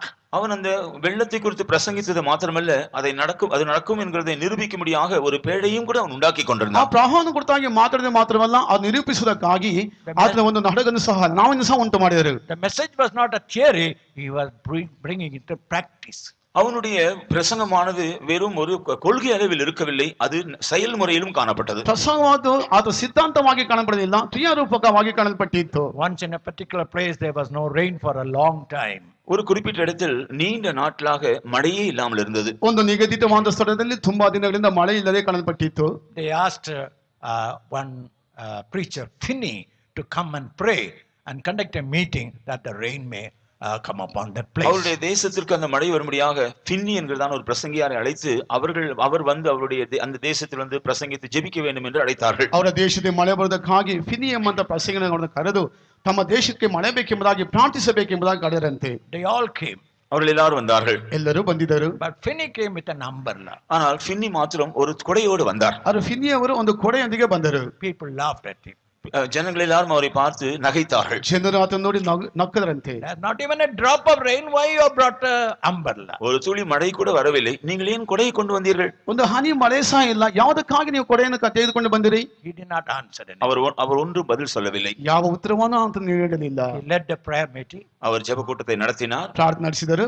Finished the prayer meeting. ஜெப கூட்டத்தை முடித்தார். ಪ್ರಾರ್ಥನೆ ಮುಗಿಸಿದರು. As he finished the prayer meeting, rain thundered. அந்த ஜெப கூட்டத்தை முடித்த வேளை உடனே மழை வந்தது. ಪ್ರಾರ್ಥನೆ ಮುಗಿದ ನಂತರವೇ ಮಳೆ ಬಂದಿತು. Finney took his umbrella and went. உடனே அவர் தன்னுடைய கொடையை விடுத்துக்கொண்டு அவர் கடந்து சென்றார். ಫಿನಿ ಅವರು ತಮ್ಮ ಕೊಡೆಯನ್ನು ತೆಗೆದುಕೊಂಡು ಹಾಗೆ ಮಳೆಯಲ್ಲಿ ಹಾಗೆ ಹಾದು ಹೋದರು. They heard, but they never believed it. அவர்கள் கேட்டார்கள், ஆனால் அதை விசுவாசிக்கவில்லை. ಅವರು ಕೇಳಿಸಿಕೊಂಡರು, ಆದರೆ ಅದರ ಮೇಲೆ ನಂಬಿಕೆ ಇಡಲಿಲ್ಲ. We hear about the coming of the Lord, but do you really believe that the Lord is coming? நாமும் கூட கர்த்தருடைய வருகையை குறித்து கேட்டிருக்கிறோம், ஆனால் உண்மையாகவே கர்த்தர் வருகிறார் என்று விசுவாசிக்கிறோமா? ನಾವು ಸಹ ಕರ್ತನ ಬರವನ್ನು ಕುರಿತಾಗಿ ಕೇಳಿಸಿಕೊಂಡಿದ್ದೇವೆ, ಆದರೆ ನಿಜವಾಗಿ ಆತನು ಬರುತ್ತಾನೆ ಎಂಬ ಅಂಶವನ್ನು ನಂಬುತ್ತೇವೋ? Finally, what are the signs and the prophetical events and that are coming fulfilled, and some are going to be fulfilled? கடைசியாக அதை பற்றி கர்த்தருடைய வருகை பற்றியதான அடையாளங்கள், அவருடைய வருகை பற்றி முன்னறிக்கப்பட்ட தீர்க்க தரிசனங்களும் அவைகளில் நிறைவேற்றப்பட்ட தீர்க்க தரிசனங்களை குறித்து நாம் சிந்திக்கலாம். ನಂತರ ಕರ್ತನ ಬರವನ್ನು ಕುರಿತಾಂತ ಸೂಚಕ ಕಾರ್ಯಗಳು, ನಂತರ ನೆರವೇರಿಸಲ್ಪಟ್ಟಂತ ಪ್ರವಾದಿ ವಾಕ್ಯದ ಕುರಿತಾಗಿ ಸಹ ಈ ದಿನಗಳಲ್ಲಿ ನಾವು ಧ್ಯಾನಿಸಬಹುದು. Apostles believed that during their lifetime Christ would come. அப்போஸ்தலர்கள் தங்களுடைய ஜீவனோடு இருந்த நாட்களில் கிறிஸ்து வருவார் என்று விசுவாசித்தார்கள். ಅಪೊಸ್ತಲರು ತಮ್ಮ ಜೀವಮಾನ ಕಾಲದಲ್ಲಿ ಯೇಸು ಬರುತ್ತಾರೆ ಎಂಬ ನಂಬಿಕೆಯನ್ನು ಅವರು ಹೊಂದಿದರು. But many of the prophecies were not fulfilled. ஆனால் அந்த சமயத்தில் அநேக தீர்க்க தரிசனங்கள் நிறைவேறி முடியவில்லை. ಆದರೆ ಆ ದಿನಗಳಲ್ಲಿ ಅನೇಕ ರೀತಿಯ ಅಂತ ಪ್ರವಾದಿ ವಾಕ್ಯಗಳು ನೆರವೇರಿಸಲ್ಪಟ್ಟಿರಲಿಲ್ಲ. But thank God, when you now listen to the third day and the fourth day, you will see how closely we are now in the fulfillment of all the prophecies. ஆனால் மூன்றாம் நாள் நான்காம் நாள் கேட்க போகிற வேத பாடத்திலிருந்து கர்த்தருடைய வருகைக்கு நாம் எவ்வளவு மிகவும் நெருங்கி வந்திருக்கிறோம் என்கிறதை நாம் அறிந்து கொள்வோம். ಆದರೆ 3 ದಿವಸ 4 ದಿವಸ ಕೂಟಗಳ ಮೂಲಕವಾಗಿ ಕರ್ತನ ಮನೆಗೆ ಎಷ್ಟು ಸಮೀಪವಾಗಿದೆ ಎಂಬ ಅಂಶವನ್ನು ನಾವು ಕೇಳಿಸಲಿಕ್ಕೆ The more ಕೊಳ್ಳಿದ್ದೇವೆ. you hear, the more you will get a fear whether I am ready to meet the Lord. எவ்வளவு அதிகமாய் வேத வசனங்களை கேட்கிறீர்களோ அவ்வளவு அதிகமாக நான் கர்த்தருடைய வருகைக்கு ஆயத்தமாகி கொண்டிருக்கிறேனா என்கிற ஒரு பயம் உங்களுக்குள் உண்டாகும். ಎಷ್ಟು ಹೆಚ್ಚಾಗಿ ದೇವರ ವಾಕ್ಯವನ್ನು ಕೇಳುತ್ತೀವೋ ಅಷ್ಟೇ ಹೆಚ್ಚಾಗಿ ಕರ್ತನ ಮನಕ ನಾನು ಸಿದ್ಧರಾಗುತ್ತಿದ್ದೇನೆ ಎಂಬಂತ ಭಯವಾದ ನಿಮ್ಮನ್ನು ಆವರಿಸುತ್ತದೆ. Lastly, according to the guidance of the Lord, we'll see how we can get ready for the coming of the Lord. கடைசியாக நாம் எப்படி கர்த்தருடைய வருகைக்காக ஆயத்தப்படலாம் என்கிறதை கர்த்தர் நமக்கு தருகிற கிருபைக்கு ஏற்றபடி சிந்திப்போம். ಕೊನೆಯದಾಗಿ ಕರ್ತನ ಮನಕ್ಕಾಗಿ ನಾವು ಯಾವ ರೀತಿಯಾಗಿ ಸಿದ್ಧರಾಗಬೇಕೆಂಬಂತ ಅಂಶವನ್ನು ನಮ್ಮ ಕೃಪೆಗೆ ಅನುಸಾರವಾಗಿ ನಾವು ಯೋಚಿಸೋಣ. So it's always good for you to attend all the studies so that you can understand the whole thing in a whole way. ஆகவே இந்த முழு வேத பாடத்தின் முழு அம்சங்களை நன்றாக நீங்கள் அறிந்து கொள்ள வேண்டும் என்றால் கூடுமானவரையில் எல்லா நாட்களிலும் இந்த வேத பாடத்தில் வந்து பங்கெடுப்பது உங்களுக்கு பிரயோஜனமாயிருக்கும். ಇಡೀ ಅಂಶಗಳನ್ನು ಎಲ್ಲಾ ರೀತಿಯಲ್ಲಿ ಅರ್ಥ ಮಾಡಿಕೊಳ್ಳಬೇಕೆಂಬುದಾಗಿ ನೀವು ತಿಳಿಯುವುದಾರೆ ಎಲ್ಲಾ ಕೂಟಗಳಿಗೆ ಬಂದು ಆಗಮಿಸಿದರೆ ನಿಮಗೆ ಚೆನ್ನಾಗಿ ಕಾಣಬಿಡುತ್ತದೆ. Tonight first we will meditate whether the coming of the Lord is the doctrine of men or doctrine of the devil or the doctrine of the Lord. இன்றைக்கு நாம் சிந்திக்க போகிற விஷயம் கர்த்தருடைய வருகை பற்றியதான உபதேசம் மனுஷருடைய உபதேசமா பிசாசுகளின் உபதேசமா அல்லது கர்த்தருடைய உபதேசமா? ಈ ಮೊದಲ ದಿನಗಳಲ್ಲಿ ನಾವು ಧ್ಯಾನಿಸಬೇಕಾದ ಅಂಶಗಳಾದದ್ದು ಕರ್ತನ ಮನಕ್ಕೆ ಸಂಬಂಧಪಟ್ಟಂತ ಕಾರ್ಯವಾದ ಮನುಷ್ಯನ ಉಪದೇಶವೋ ದೆವ್ವಗಳ ಉಪದೇಶವೋ ಅಥವಾ ಕರ್ತನ ಉಪದೇಶವೋ ಎಂಬಂತ ಭಾಗವನ್ನು ಕೊಡ್ತಾಗಿ. In 1 Timothy 4 chapter verse 2 Paul says, 1 தீமோத்தேயு 4ஆம் அதிகாரம் 2ஆம் வசனத்தில் அப்போஸ்தலனாகிய பவுல் சொல்கிறார், 1 ತಿಮೋಥೆಯ 4ನೇ ಅಧ್ಯಾಯ 1ನೇ ವಾಕ್ಯದಲ್ಲಿ ಅಪೊಸ್ತಲ ಪೌಲ ಹೇಳುವಾಗ there are doctrines of devils also. பிசாசுகளின் உபதேசம் என்ற உபதேசங்கள் உண்டு. ದೆವ್ವಗಳ ಉಪದೇಶವೂ ಸಹ ಕಾಣப்படுತ್ತದೆ. How do we know a doctrine is the doctrine of the devil? ஒரு உபதேசம் பிசாசினுடைய உபதேசம் என்கிறதை நாம் எப்படி அறிந்து கொள்வது? ಒಂದು ಬೋಧನೆಯಾದ ದೆವ್ವಗಳ ಬೋಧನೆ ಎಂಬುದಾಗಿ ಯಾವ ರೀತಿಯಾಗಿ ನಾವು ಅರ್ಥ ಮಾಡಿಕೊಳ್ಳುತ್ತೇವೆ? Three important points. அதற்கு 3 முக்கியமான விஷயங்கள் உண்டு. 3 ಮುಖ್ಯವಾದ ಕಾರ್ಯಗಳು. First of all, a doctrine of the devil is a lie. முதலாவதாக பிசாசின் உபதேசம் என்று சொல்வது ஒரு பொய். ಪ್ರಥಮವಾಗಿ ದೆವ್ವಗಳ ಬೋಧನೆಯಾದ ಅದು ಸುಳ್ಳಾಗಿದೆ. He is the father of lies and whatever he tells is a lie also. அவன் பொய்க்கு பிதாவாய் இருக்கிறபடியால் அவன் சொல்வதெல்லாம் பொய்யாகவே இருக்கும். ಅವನು ಸುಳ್ಳಿಗೆ ಮೂಲ ಪುರುಷನಾಗಿರಿಂದ ಅವನು ಹೇಳುವಂತ ಮಾತುಗಳು ಸುಳ್ಳಾಗಿರುತ್ತವೆ. So when you hear a lie, you need not be what they call swayed by that lie, because devil is the father of lies. ஆகவே நீங்கள் பொய்யான காரியத்தை கேட்கும் பொழுது அது ஒருபோதும் நீங்கள் நடைமுறையில் கடைபிடிக்கக்கூடிய ஒரு காரியமா இருக்க முடியாது. ஏனென்றால் அவன் பொய்யின் பிதாவாக இருக்கிறான். ಅದು ಸುಳ್ಳಾಗಿರಿಂದ ನಿಮ್ಮ ಕ್ರಿಯಾರೂಪಕವಾಗಿ ತರಬೇಕಾದ ಅಗತ್ಯವಿಲ್ಲ. ಕಾರಣ ಅವನು ಸುಳ್ಳಿಗೆ ಮೂಲ ಪುರುಷನಾಗಿ ಕಾಣಬಿಡುತ್ತಾನೆ, ಸುಳ್ಳಾಗಿದೆ. I'll give one example. ಅದಕ್ಕೆ ஒரு உதாரணம் நான் கொடுக்கிறேன். ಅದಕ್ಕೆ ಒಂದು ಉದಾಹರಣೆಯನ್ನು ನಾನು ಕೊಡುತ್ತೇನೆ. According to Matthew's Gospel 8 chapter 17th verse, மத்தேயு சுவிசேஷம் 8ஆம் அதிகாரம் 17ஆம் வசனத்தின்படி, ಮತ್ತೇನು ಬರೆದ ಸುವಾರ್ತೆ 8ನೇ ಅಧ್ಯಾಯ 17ನೇ ವಾಕ್ಯಕ್ಕೆ ಅನುಸಾರವಾಗಿ read Matthew 8:7. அவர் தாமே நம்முடைய பலவீனங்களை ஏற்றுக்கொண்டு நம்முடைய நோய்களை சுமந்தார் என்று ஏசாயா தீர்க்கதரிசியால் உரைக்கப்பட்டது நிறைவேறும்படி இப்படி நடந்தது. ಇದರಿಂದ ನಮ್ಮ ರೋಗಗಳನ್ನು ಹೊತ್ತುಕೊಂಡನು ಎಂದು ಯೆಶಾಯನೆಂಬ ಪ್ರವಾದಿಯಿಂದ ಹೇಳಿರುವ ಮಾತು ನೆರವೇರಿತು. That it might be fulfilled which was spoken by Isaiah the prophet, saying, himself took our infirmities and bare our sicknesses. Now, that is the truth. Himself took our infirmities and bare our sicknesses. அவர் நம்முடைய பலவீனங்களை ஏற்றுக்கொண்டு நம்முடைய நோய்களை சுமந்தார் என்பது ஒரு சத்தியம். ನಮ್ಮ ರೋಗಗಳನ್ನು ಆತ ತನ್ನಲ್ಲಿ ಹೊತ್ತುಕೊಂಡೆಂಬ ಅಂತ ಹೇಳುವಂತ ವಿಷಯಗಳು ಅದು ಸತ್ಯವಾಗಿದೆ. Now the devil will say, ஆனால் பிசாசு சொல்லுவான், ಆದರೆ ಸೈತಾನ ಹೇಳುತ್ತಾನೆ, if he had already taken, why are you suffering due to sickness? அவர் ஏற்கனவே இந்த நோய்களை சுமந்து இருப்பார் என்றால் நீ ஏன் இப்பொழுது வியாதியிலே கஷ்டப்பட்டு கொண்டிருக்க வேண்டும்? ಈಗಾಗಲೇ ಆತ ನಿಮ್ಮ ರೋಗಗಳನ್ನು ಹೊತ್ತಿರುತ್ತಾರೆ, ಈಗ ಯಾವುದಕ್ಕಾಗಿ ಈ ರೋಗಗಳಿಂದ ನೀವು ಕಷ್ಟಪಡಬೇಕು? He had already taken it. அவர் ஏற்கனவே அதை சுமந்து விட்டாரே, ಈಗಾಗಲೇ ಆತನ ಹೊತ್ತುಕೊಂಡು But ಬಿಟ್ಟರು. you are still suffering due to sickness. ஆனால் ஏன் இன்னும் வியாதியினாலே கஷ்டப்பட்டு கொண்டிருக்கிறாய்? ಹಾಗಾದ್ರೆ ಯಾವುದಕ್ಕಾಗಿ ಇನ್ನೂ ರೋಗದಿಂದ ಕಷ್ಟಪಡ್ತಾ ಇದ್ದಿ? So that means as long as you live in the world, you can never experience divine healing. அதன் அர்த்தம் என்னவென்றால் நீ இந்த உலகத்தில் ஜீவிக்கிற நாட்கள் வரையிலும் தெய்வீக சுகத்தை அனுபவிக்கவே முடியாது. ಆದ್ದರಿಂದ ಲೋಕದಲ್ಲಿ ಜೀವಿಸುವ ತನಕ ನಿನ್ನಿಂದ ದೈವಿಕ ರೋಗ ಶಾಂತಿಯನ್ನು ಅನುಭವಿಸಲಿಕ್ಕೆ ಸಾಧ್ಯವೇ ಇಲ್ಲ. In the year 1951, I was suffering due to diabetics. 1951 வருஷத்தில் சர்க்கரை வியாதினால் நான் கஷ்டப்பட்டு கொண்டிருந்தேன். 1951ನೇ ವರ್ಷದಲ್ಲಿ ನಾನು ಸಕ್ಕರೆ ಕಾಯಿಲೆಯಿಂದ ಕಷ್ಟಪಡ್ತಾ ಇದ್ದೆ. The leaders told, we are not going to pray for you because the Lord had already carried your sickness on the cross. எனக்கு நடத்திப்புக்காரர்களாக இருந்தவர் சொன்னார்கள், உன்னுடைய வியாதிக்காக நாங்கள் ஜெபிக்க போகிறது ஏனென்றால் கர்த்தர் ஏற்கனவே உன்னுடைய வியாதியை சிலுவையின் மேல் சுமந்து தீர்த்து விட்டார். ನಮ್ಮ ನರ್ಸಗಾರರು ಹೇಳಿದರು, ನಿಮ್ಮ ರೋಗಕ್ಕಾಗಿ ನಾವು ಪ್ರಾರ್ಥಿಸುವುದಿಲ್ಲ, ಏಕೆಂದರೆ ಈಗಾಗಲೇ ಕರ್ತನಾದ ಯೇಸು ನಮ್ಮ ರೋಗಗಳಿಗಾಗಿ ರೋಗಗಳನ್ನು ಆತನು ಹೊತ್ತುಕೊಂಡು ಬಿಟ್ಟನು ಎಂಬುದಾಗಿ. But sickness was in my body. ஆனால் வியாதி என்ற சரீரத்தில் இருந்தது. ಅದು ಸಹ ರೋಗವಾದ ನನ್ನ ದೇಹದಲ್ಲಿ But ಉಂಟು. they say the diabetes is not on your body, it's on the cross. ஆனால் அவர்கள் சொன்னார்கள், இந்த சர்க்கரை வியாதி உன்னுடைய சரீரத்தில் இல்லை, அது சிலுவையின் மேல் இருக்கிறது என்று ಅವರು சொன்னார்கள். ಹೇಳುತ್ತಾರೆ ಸಕ್ಕರೆ ರೋಗವಾದು ನಿನ್ನ ದೇಹದಲ್ಲಿಲ್ಲ, ಅದು ಶಿಲುಬೆ ಮೇಲೆ ಉಂಟೆಂಬುದಾಗಿ. Now which to believe?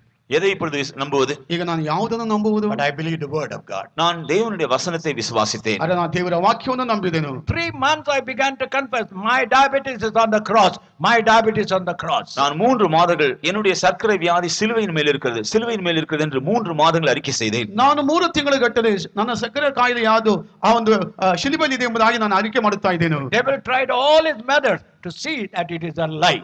பிசாசு இதெல்லாம் பொய் என்று உறுதிப்படுத்தும்படியாக அவனால் இயன்ற எல்லா வழிகளிலும் பிரயாசப்பட்டான். ಇದೆಲ್ಲ ಸುಳ್ಳು ಎಂಬುದಾಗಿ ತೋರಿಸಕ್ಕಾಗಿ ದೆವ್ವಗಳು ಅವನಿಗೆ ಬೇಕಾದ ವಿಷಯಗಳೆಲ್ಲ ಆತನು ಏನೆಲ್ಲ ಮಾಡಬೇಕು ಮಾಡುತ್ತಾ ಬಂದನು. But the Lord's grace was with me.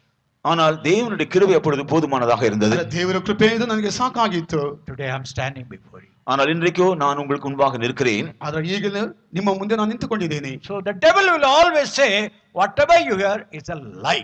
ஆகவே பிசாசானவன் உங்களுக்கு இருக்கிற எல்லா விஷயத்தையும் பொய் என்று தான் சொல்லுவான். ಅದರಿಂದ ಸೈತಾನ ಮಿಗಿಲಿದಂತ ಎಲ್ಲ ವಿಷಯಗಳನ್ನು ಸುಳ್ಳು ಎಂಬುದಾಗಿ ಹೇಳುತ್ತಾನೆ. If you believe that, then you will be always believing but it is a doctrine of devil. நீங்கள் அதை நம்பினால் பிசாசின் உபதேசத்தை தான் நம்புகிறவர்களாக ನೀವು ಅದನ್ನು மாறுவீர்கள். ನಂಬುವುದಾದರೆ ಸೈತಾನನ ಆ ಒಂದು ಬೋಧೆಯನ್ನು ನಂಬುವವರಾಗಿ ಕಂಡುಬಿಡುತ್ತೀರಿ. Second trait is hypocrisy. Devil's doctrine will always show a double life. பிசாசினுடைய இரண்டாவது தந்திரம் என்னவென்றால் மாய்மால ஜீவியம், 2 விதத்தில் காண்பிப்பது. ಸೈತಾನ ಇನ್ನೊಂದು ತಂತ್ರವಾದ ಜೀವಿತವಾದ ಕಪಟವಾಗಿ 2 ರೀತಿಯಲ್ಲಿ ಕಂಡುಬಿಡುತ್ತಾನೆ. Showing one thing outwardly and living inwardly another thing. வெளியரங்கமாக ஒரு காரியத்தை காண்பிப்பது, உள்ளான விதத்தில் வேறொரு காரியத்தை செய்வது. ಬಹಿರಂಗ ರೀತಿಯಲ್ಲಿ ಒಂದು ರೀತಿಯಾಗಿ ತೋರ್ಪಡಿಸುವುದು, ಆಂತರಂಗದಲ್ಲಿ ಇನ್ನೊಂದು ಕಾರ್ಯವನ್ನು ಮಾಡುವುದು. So when you think about the doctrine of the devil, you will always see people who follow it, they will always live a double life. நீங்கள் பிசாசின் உபதேசத்தை குறித்து சிந்திக்கும் பொழுது அதை நம்புகிற ஜனங்கள் 2 விதமான வாழ்க்கை செய்வார்கள். ದೆವ್ವಗಳ ಬೋಧೆ ನಂಬುವಂತ ಪ್ರತಿ ಮನುಷ್ಯರು ಸಹ 2 ರೀತಿಯಾದ ಜೀವಿತ ಮಾಡುತ್ತಾ ಬರುತ್ತಾರೆ. Even in your life also, if you live a double life, you are following not the doctrine of the Lord, but the doctrine of the devil. உங்களுடைய ஜீவியத்திலும் 2 விதமான ஜீவியம் காணப்படும் என்றால் நீங்களும் கர்த்தருடைய உபதேசத்தை அல்ல பிசாசின் உபதேசத்தை கைக்கொள்கிறவர்கள் தான். ನಿಮ್ಮ ಚಿತ್ತದಲ್ಲಿ ಸಹ 2 ರೀತಿಯಾದ ಒಂದು ಜೀವನವು ಕಾಣப்படுತ್ತಾರೆ. ನೀವು ದೇವರ ವಾಕ್ಯದ ಉಪದೇಶನ ಅಲ್ಲ, ಅದು ದೆವ್ವಗಳ ಬೋಧೆಯನ್ನೇ ನಂಬುವವರಾಗಿ ಕಾಣப்படுತ್ತೀರಿ. Years back, 2 priests came to our mission. சில வருஷங்களுக்கு முன்பு 2 ஆசாரியர்கள் பாதிரியார்கள் எங்களுடைய சபைக்கு வந்தார்கள். ಕೆಲವು ವರ್ಷಗಳ ಹಿಂದೆ ಇಬ್ಬರು ಪಾದ್ರಿಯವರು ನಮ್ಮ ಸಭೆಗೆ ಬಂದರು. They went on argued for more than one hour about so many spiritual matters. அநேக ஆவிக்குரிய காரியங்களை குறித்து ஏறக்குறைய 1 மணி நேரத்துக்கு மேலாக அவர்கள் விவாதித்தார்கள். ಅನೇಕ ಆತ್ಮಿಕ ರೀತಿಯ ಕಾರಣ ಕುರಿತಾಗಿ ಸುಮಾರು 2 ಗಂಟೆಗಳ ಕಾಲ ತರ್ಕ ಮಾಡುತ್ತಾ ಬಂದರು. They could not be convinced. ஆனால் அவர்களை விஷயத்தை சொல்லி உணர்த்த முடியவில்லை. ಅವರಿಗೆ ವಿಷಯವನ್ನು ಹೇಳಲಿಕ್ಕೆ ಸಾಧ್ಯವಾಗಲಿಲ್ಲ. They were leaving our church compound. அவர்கள் நம்முடைய சபையினுடைய காம்பவுண்ட் விட்டு வெளியே போகும் பொழுது ನಮ್ಮ ಸಭೆಯ ಕಾಂಪೌಂಡ್ ಬಿಟ್ಟು ಹೊರಗೆ ಹೋಗುವಾಗ They saw an English brother sweeping the garden. ஒரு ஆங்கிலேய சகோதரன் தோட்டத்தை சுத்தம் பண்ணி கொண்டிருக்கிறதை பார்த்தார்கள். ಆಂಗ್ಲ ಸಹೋದರರು ಅವನ ತೋಟವನ್ನು ಶುದ್ಧ ಮಾಡುವಂತ ದೃಶ್ಯವನ್ನು ಕಂಡರು. They asked him, why you have come to this place? அவரிடத்தில் நீங்கள் ஏன் இந்த இடத்துக்கு வந்தீர்கள் என்று கேட்டார்கள். ಅವರ ಬಳಿಗೆ ಹೋಗಿ ನೀವು ಯಾವುದಕ್ಕಾಗಿ ಈ ಸ್ಥಳಕ್ಕೆ ಬಂದಿರಿ ಎಂಬುದಾಗಿ ಕೇಳಿದರು. He said, I have come to study the word of God here. நான் தேவனுடைய வசனத்தை படிப்பதற்காக ஏன் வந்திருக்கிறேன் ನಾನು ದೇವರ ವಾಕ್ಯನ ಕಲಿಯುವುದಕ್ಕಾಗಿ ಇಲ್ಲಿಗೆ ಬಂದೇನೆ ಎಂಬುದಾಗಿ ಹೇಳಿದರು. And he told, we thought that you people are the people who came to preach the word. Now you say you are coming here to learn the word of God. அவர் சொன்னார்கள், உங்களை போன்றவர்கள் தான் தேவனுடைய வசனத்தை போதிக்க வந்தவர்கள் என்று நாங்கள் நினைத்தோம். ஆனால் நீங்களோ தேவனுடைய வசனத்தை படிக்க வந்திருக்கிறேன் என்று சொல்கிறீர்களே. ನಿಮ್ಮಂತವರೇ ದೇವರ ವಾಕ್ಯವನ್ನು ಬೋಧಿಸೋಕ್ಕಾಗಿ ಬಂದವರು ಎಂಬುದಾಗಿ ನಾನು ನೆನೆಸಿಕೊಂಡೆವು. ನಿಮ್ಮಂತವರೇ ಈಗ ದೇವರ ವಾಕ್ಯವನ್ನು ಕಲಿಯುವುದಕ್ಕಾಗಿ ಬಂದೆವು ಎಂಬುದಾಗಿ ಹೇಳ್ತೀರಲ್ಲ. He gave only one sentence as a reply. அதற்கு மறுபடியாக ஒரே ஒரு வாக்கியத்தை சொன்னார். ಅದಕ್ಕೆ ಪ್ರತ್ಯುತ್ತರವಾಗಿ ಒಂದೇ ಒಂದು ಪದವನ್ನು ಮಾತ್ರ ಹೇಳಿದರು. I was blind. அவர் சொன்னார், நான் குருடனாய் இருந்தேன். ನಾನು ಕುರುಡನಾಗಿದ್ದೇನೆ. Now I see. இப்பொழுது நான் பார்க்கிறேன். ಈಗ ನನ್ನಿಂದ ಕಾಣಲಿಕ್ಕೆ ಸಾಧ್ಯ. They returned back once again into our faith home. அவர்கள் மறுபடியும் நம்முடைய விசுவாச வீட்டு வளாகத்திற்குள் வந்தார்கள். ಅವರು ಪುನಃ ನಮ್ಮ ವಿಶ್ವಾಸ ಮಂದಿರದ ಮೈದಾನಕ್ಕೆ ಬಂದರು. He told the pastor. Pastor இடத்தில் சொன்னார்கள், ಪಾಸ್ಟರ್ ಬಳಿ ಹೇಳಿದರು, 1 hour we were arguing. 1 மணி நேரம் நாங்கள் உங்களோடு தர்க்கம் பண்ணி கொண்டிருந்தோம். 1 ಗಂಟೆ ಗಟ್ಟಲೆ ನಿಮ್ಮ ಬಳಿ ನಾವು ತರ್ಕ ಮಾಡುತ್ತಿದ್ದೆವು. We were not convinced. நாங்கள் உணர்த்தப்படவில்லை. ನಮಗೆ ಅದು ಯಾವ ರೀತಿಯಾದ ಯೋಚನೆ ಬರಲಿಲ್ಲ. This brother he said, I was blind, now I see. ஆனால் இந்த சகோதரன் சொன்னார், நான் குருடனாய் இருந்தேன், இப்பொழுது பார்க்கிறேன் என்று சொன்னார். ಆದರೆ ಈ ಸಹೋದರನು ಹೇಳಿದರು, ನಾನು ಕುರುಡನಾಗಿದ್ದೆನು, ಈಗ ನನ್ನಿಂದ ನೋಡಬಲ್ಲೆ ಎಂಬುದಾಗಿ. We could see him we could see that in his life. நாங்கள் அதை அவருடைய ஜீவியத்திலே காணக்கூடியதாக இருக்கிறது. ನಾವು ಅವುಗಳನ್ನು ತನ್ನ ಜೀವಿತದಲ್ಲಿ ನೋಡಲಿಕ್ಕೆ ಸಾಧ್ಯವಾಯಿತು. So when you live a double life, you are not following the doctrine of the Lord. ஆகவே இரட்டிப்பான ஒரு ஜீவியத்தை நீங்கள் செய்து கொண்டிருந்தால் நீங்கள் கர்த்தருடைய உபதேசத்தை கைக்கொள்ளுகிறவர்கள் அல்ல. ಇಮ್ಮಡಿಯಾದ ಜೀವಿತ ಮಾಡುತ್ತಿರುವುದಾದರೆ ದೇವರ ವಾಕ್ಯವನ್ನು ಕೈಕೊಳ್ಳುವವರು ಅಲ್ಲ. Third, conscience seared. You have mean there is a guiding in every man's life called conscience. ஒவ்வொரு மனுஷனுடைய ஜீவியத்திலும் அவனை நடத்தக்கூடியதான ஒரு மனசாட்சி என்ற ஒரு விஷயம் இருக்கிறது. ಪ್ರತಿಯೊಬ್ಬ ವ್ಯಕ್ತಿಯ ಜೀವಿತದಲ್ಲಿ ಸಹ ತನ್ನ ನಡೆಸುವಂತ ಒಂದು ಮನಸಾಕ್ಷಿ ಎಂಬಂತ ಒಂದು ಅಂಶವು ಕಾಣப்படுತ್ತದೆ. Conscience says this is right and that is wrong. மனசாட்சி தான் இது சரி இது தவறு என்கிறதை சொல்கிறது. ಮನಸಾಕ್ಷಿಯಾದ ಇದು ತಪ್ಪು ಇದು ಸರಿ ಎಂಬುದಾಗಿ ಹೇಳಿಕೊಡುತ್ತದೆ. But suppose when you told the first lie, நீங்கள் முதலாவதாக ஒரு உதாரணமாக ஒரு முதல் முறையாக ஒரு பொய் சொல்லும் பொழுது, ಉದಾಹರಣೆಗಾಗಿ ನೀವು ಮೊಟ್ಟ ಮೊದಲು ಒಂದು ಸುಳ್ಳನ್ನು ಹೇಳುವುದಾದರೆ, மனசாட்சியுடனே உங்களுக்கு சொல்லும் நான் பொய் சொல்லியிருக்கிறேன் என்று உங்களை உணர்த்தும். ಮನಸಾಕ್ಷಿಯಾದ ಕೂಡಲೇ ಹೇಳುತ್ತದೆ ನಾನು ಸುಳ್ಳು ಹೇಳಿಬಿಟ್ಟೆ ಎಂಬುದಾಗಿ. I must never tell a lie hereafter. இனிமேல் நான் பொய் சொல்லக்கூடாது என்ற உணர்வு உண்டாகும். ಇನ್ನು ಮುಂದೆ ಸುಳ್ಳು ಹೇಳಬಾರದು ಎಂಬಂತ ಒಂದು ಗ್ರಹಿಕೆ ಉಂಟಾಗುತ್ತದೆ. After all, what is lie? Everybody is telling lie. Why not I also tell lie? அதன் பின்பு எல்லாரும் பொய் சொல்லுகிறார்கள், நான் ஒரு பொய் தானே சொன்னேன், அதில் என்ன இருக்கிறது? ಅದಾದ ನಂತರ ಎಲ್ಲರೂ ಸುಳ್ಳು ಹೇಳುತ್ತಾರೆ, ನಾವು ಒಂದು ಸುಳ್ಳನ್ನಲ್ಲವೇ ಹೇಳಿದೆ ಪರವಾಗಿಲ್ಲ ಎಂಬುದು ಹೇಳುತ್ತಾರೆ. If you tell that, your conscience will not lose that sensitiveness. நீங்கள் அப்படி சொல்வீர்கள் என்றால் அந்த உங்களுடைய மனசாட்சியானது அதனுடைய உணர்வை இழந்து போகிறது. ನೀವು ಆ ರೀತಿ ಹೇಳಿದರೆ ನೀವು ಮನಸಾಕ್ಷಿ ಗ್ರಹಿಕೆಯನ್ನು ಕಳೆದುಕೊಳ್ಳುವಿರಿ. Look at our sisters. நம்முடைய சகோதரிமார்களை பாருங்கள். ನಮ್ಮ ಸಹೋದರಿಯನ್ನು ಲಕ್ಷ್ಯವಿಟ್ಟು ನೋಡಿರಿ. They will keep a boiling water in the pan and keep it in the fire. அவர்கள் தண்ணீர் சுட வைக்கும்படியாக அதை விறகு எரிய வைத்து அதன் மேல் வைக்கிறார்கள். ನೀರನ್ನು ಕುದಿಸಕ್ಕಾಗಿ ಆ ಒಂದು ಸೌದನ್ನು ಇಟ್ಟು ಚೆನ್ನಾಗಿ ನೀರನ್ನು ಕುದಿಸುತ್ತಾರೆ. If you want to carry it, you will have to use a cloth and then bring that vessel down. அந்த சூடா இருக்கிற பாத்திரத்தை எடுக்க வேண்டும் என்றால் வேறொரு துணியினால் அதை பிடித்து தான் கீழே இறக்க வேண்டும். ಆ ಬಿಸಿಯಾಗಿರುವಂತ ಪಾತ್ರೆಯನ್ನು ಕೆಳಗೆ ಇಳಿಸಬೇಕಾದ್ರೆ ಒಂದು ಬಟ್ಟೆಯ ಮೂಲಕವಾಗಿ ಅದನ್ನು ಕೆಳಗೆ ಇಳಿಸುತ್ತಾರೆ. But our sisters without any cloth just will take it. ஆனால் நம்முடைய சகோதரிமார்கள் மிகவும் தேர்ந்தவர்கள், அவர்களுக்கு அந்த துணியெல்லாம் தேவையில்லை, அப்படியே கையிலே எடுத்து விடுவார்கள். ನಮ್ಮ ಸಹೋದರಿ ತುಂಬಾ ಅವರು ಜಾಣರು, ಅದಕ್ಕೆ ಯಾವ ಬಟ್ಟೆ ಬೇಕಾಗಿಲ್ಲ ಹಾಗೆ ಕೆಳಗೆ ಇಳಿಸುತ್ತಾರೆ. Day and day they are doing it, their hands are not, they don't feel that heat. அவர்கள் அனுதினமும் இப்படி வேலை செய்து கொண்டிருக்க அப்படினாலே அவருடைய கையில் அந்த சூடு அவ்வளவாக பாதிக்கிறதில்லை, அதை உணர்வதில்லை. ಪ್ರತಿದಿನವೂ ಅಂತ ಕೆಲಸ ಮಾಡೋದ್ರಿಂದ ಅವನು ಬಿಸಿಯಾದರ ಕೈಗೆ ತಟ್ಟುವುದಿಲ್ಲ. So the devil's doctrine always what they call it make your conscience dull and nothing. ஆகவே பிசாசின் உபதேசமானது உங்களுடைய மனசாட்சியை மந்தமாக்கப்பட்டு அதை செயலற்று போய் அதை சூடுண்டு போக செய்கிறது. ದೆವ್ವಗಳ ಬೋಧನೆಯಾದ್ದು ನಿಮ್ಮ ಮನಸಾಕ್ಷಿಯನ್ನು ಮಂದವಾಗಿ ಮಾರ್ಪಡಿಸಿ ಯಾವ ರೀತಿಯಿಂದ ಗ್ರಹಿಕೆಯಿಲ್ಲದಂತ ಜೀವಿತದಲ್ಲಿ ಕೊಂಡು ಹೋಗುತ್ತದೆ. So three things. ஆகவே மூன்று விஷயங்கள். ಅದನ್ನ ಮೂರು ಕಾರ್ಯಗಳು. Doctrine of the devil is a lie. பிசாசின் உபதேசம் ஒரு பொய். ದೆವ್ವಗಳ ಬೋಧನೆಯಾದದ್ದು ಸುಳ್ಳಾಗಿದೆ. Doctrine of the devil is a hypocrisy. பிசாசின் உபதேசம் ஒரு மாயமாலமானது. ದೆವ್ವಗಳ ಬೋಧನೆಯಾದದ್ದು ಕಪಟವಾಗಿದೆ. Doctrine of the devil, it what you call brings your conscience into nothingness. பிசாசின் உபதேசம் உங்களுடைய மனசாட்சியை ஒன்றுமில்லாமல் சூடுண்டு போக செய்கிறது. ದೆವ್ವಗಳ ಬೋಧನೆಯಾದ ನಿಮ್ಮ ಮನಸಾಕ್ಷಿ ಯಾವ ಗ್ರಹಿಕೆ ಇಲ್ಲದ ಹಾಗೆ ಮಾರ್ಪಡಿಸುತ್ತದೆ. Then that's a doctrine of man. அதன் பின்பு மனுஷனுடைய உபதேசம் என்ற ஒன்று உண்டு. ನಂತರ ಮನುಷ್ಯರ ಉಪದೇಶವು ಅಂತ ಒಂದು ಉಪದೇಶ ಉಂಟು. All over the world different people bring about different type of teachings. உலகம் முழுவதிலும் இருக்கிறதான ஜனங்கள் பலதரப்பட்ட ஜனங்கள் பலவிதமான போதனைகளை கொண்டு வருகிறார்கள். ಇಡೀ ಲೋಕದಲ್ಲಿ ಕಾಣப்படுವಂತ ಜನರು ನಾನಾ ರೀತಿಯ ಉಪದೇಶಗಳನ್ನು ಬೋಧನೆಗಳನ್ನು ಮಾಡುತ್ತಾರೆ. But actually they bring it so that the people may be drawn towards them only. அவர்கள் இந்த போதனைகளை கொண்டு வருவதன் நோக்கம் ஜனங்கள் அவருடைய பக்கமாக இழுக்கப்படுவதற்காகத்தான். ಈ ಬೋಧನೆಗಳು ಅವರು ತರುವಂತ ಉದ್ದೇಶವಾದ ಜನರನ್ನು ತಮ್ಮ ಪಕ್ಕದಲ್ಲಿ ಆಕರ್ಷಿಸಿಕೊಳ್ಳಬೇಕೆಂಬ ಉದ್ದೇಶದೊಂದಿಗೆ. There was a man David Koresh. David Koresh என்கிற ஒரு மனுஷன் இருந்தார். ಡೇವಿಡ್ ಕೊರೇಶ್ ಅಂತ ಒಬ್ಬ ವ್ಯಕ್ತಿ ಕಾಣಲ್ಪಟ್ಟಿದ್ದರು. Jesus will come very soon. அவர் சொன்னார் இயேசு சீக்கிரமாய் வரப்போகிறார். ಅವರು ಹೇಳಿದ್ರು ಯೇಸು ಬಹುಬೇಗನೆ ಬರುತ್ತಾರೆ. Come and follow me. நீங்கள் எல்லாரும் அதற்காக என்னை வந்து பின்பற்றுங்கள். ನೀವೆಲ್ಲರೂ ಬಂದು ನನ್ನನ್ನು ಹಿಂಬಾಲಿಸಿರಿ. He got enough money. அவனுக்கு ஏராளமாய் பணம் வந்தது. ಅವರಿಗೆ ಹೇಳುವಂತ ಹಣವು ಬಂದಿತ್ತು. He built a city. ஒரு பட்டணத்தையும் கட்டினான். ಒಂದು ಪಟ್ಟಣವನ್ನೇ ಆತನು ಕಟ್ಟಿಸಿದನು. He made all the people to come into the city. எல்லா ஜனங்களும் அந்த பட்டணத்துக்குள்ள கொண்டு வர சொன்னான். ಎಲ್ಲರನ್ನು ಅವನು ಪಟ್ಟಣದೊಳಗೆ ಬರಬೇಕೆಂಬುದಾಗಿ ಹೇಳಿದರು. Nobody can live any type of free life. He was the only person. அங்கே வந்த பின்பு ஒருவரும் எந்த சுயாதீனத்தோடு ஜீவிக்க முடியாது, அவன் ஒருவன் தான் கட்டுப்படுத்துகிறவனாய் இருந்தான். ಅಲ್ಲಿ ಬಂದ ನಂತರ ಯಾರು ಸ್ವತಂತ್ರರಾಗಿ ಜೀವಿಸಲಿಕ್ಕೆ ಸಾಧ್ಯವಿಲ್ಲ, ಎಲ್ಲರಿಗೂ ಆತನ ನಾಯಕನಾಗಿ ಕಾಣಲ್ಪಟ್ಟಿದ್ದರು. What was the teaching? அவனுடைய போதனை என்ன? ಆತನ ಬೋಧನೆ ಏನು? Follow me, the Lord will come, he will take you. நீங்கள் என்னை பின்பற்றினால் போதும், கர்த்தர் வந்து உங்களை அழைத்து கொண்டு போய் விடுவார். ನನ್ನನ್ನು ಹಿಂಬಾಲಿಸಿದರೆ ಸಾಕು, ಕರ್ತನು ಬಂದು ನಿಮ್ಮನ್ನು ಕೊಂಡು ಹೋಗುತ್ತಾರೆ. Finally army has to come and deliver the whole people. கடைசியாக ராணுவம் வந்து அந்த ஜனங்களை எல்லாம் அவனுடைய பிடியிலிருந்து விடுதலையாக்க வேண்டியிருந்தது. ನಂತರ ಸೈನಿಕರು ಬಂದು ಸಂಪೂರ್ಣವಾಗಿ ಅವನ ಜನರನ್ನು ಬಿಡುಗಡೆ ಮಾಡಬೇಕಾಗಿ ಬಂದಿತು. So doctrine of the second coming is not a doctrine of man. ஆகவே கர்த்தருடைய இரண்டாம் வருகை பற்றிய உபதேசமானது மனுஷனால் உண்டான உபதேசம் அல்ல. ಕರ್ತನ ಬಾಣದ ಎರಡನೇ ಬಾಣದ ನಿರೀಕ್ಷೆಯಾದ ಅವನ ಉಪದೇಶವಾದ ಮನುಷ್ಯರ ಮೂಲಕವಾಗಿ ನಿರ್ಮಿತವಾದ ಉಪದೇಶವಲ್ಲ. Doctrine of man will always pervert the truth. மனுஷனுடைய உபதேசம் எப்போது மாறுபாடானது, அது சத்தியத்தை முற்றிலுமாய் மாற்றி விடுகிறது. ಮನುಷ್ಯನ ಉಪದೇಶವಾದ ಯಾವುದು ವಕ್ರತೆ ಉಳ್ಳದು ಅದು ಮನುಷ್ಯನ ದಿಕ್ಕನ್ನೇ ತಿರುಗಿಸಿ ಬಿಡುತ್ತದೆ. In 1 Timothy 3rd chapter, 1 ತಿಮೋಥೆಯ 3ಾம் அதிகாரம், ಮೊದಲನೇ ತಿಮೋಥೆಯನಿಗೆ ಬರೆದ ಪತ್ರಿಕೆ 3ನೇ ಅಧ್ಯಾಯ 6 and 7 we read. 6ಾம் 7ಾம் ವಚನங்களை நாம் படிக்கிறோம். 6ನೇ ವಾಕ್ಯ ಹಾಗೂ 7ನೇ ವಾಕ್ಯ ಓದುವಾಗ, அவன் இருமாப்படைந்து பிசாசடைந்த ஆக்கினிலே விழாதபடிக்கு நூதன சிஷ்யனாய் இருக்க கூடாது.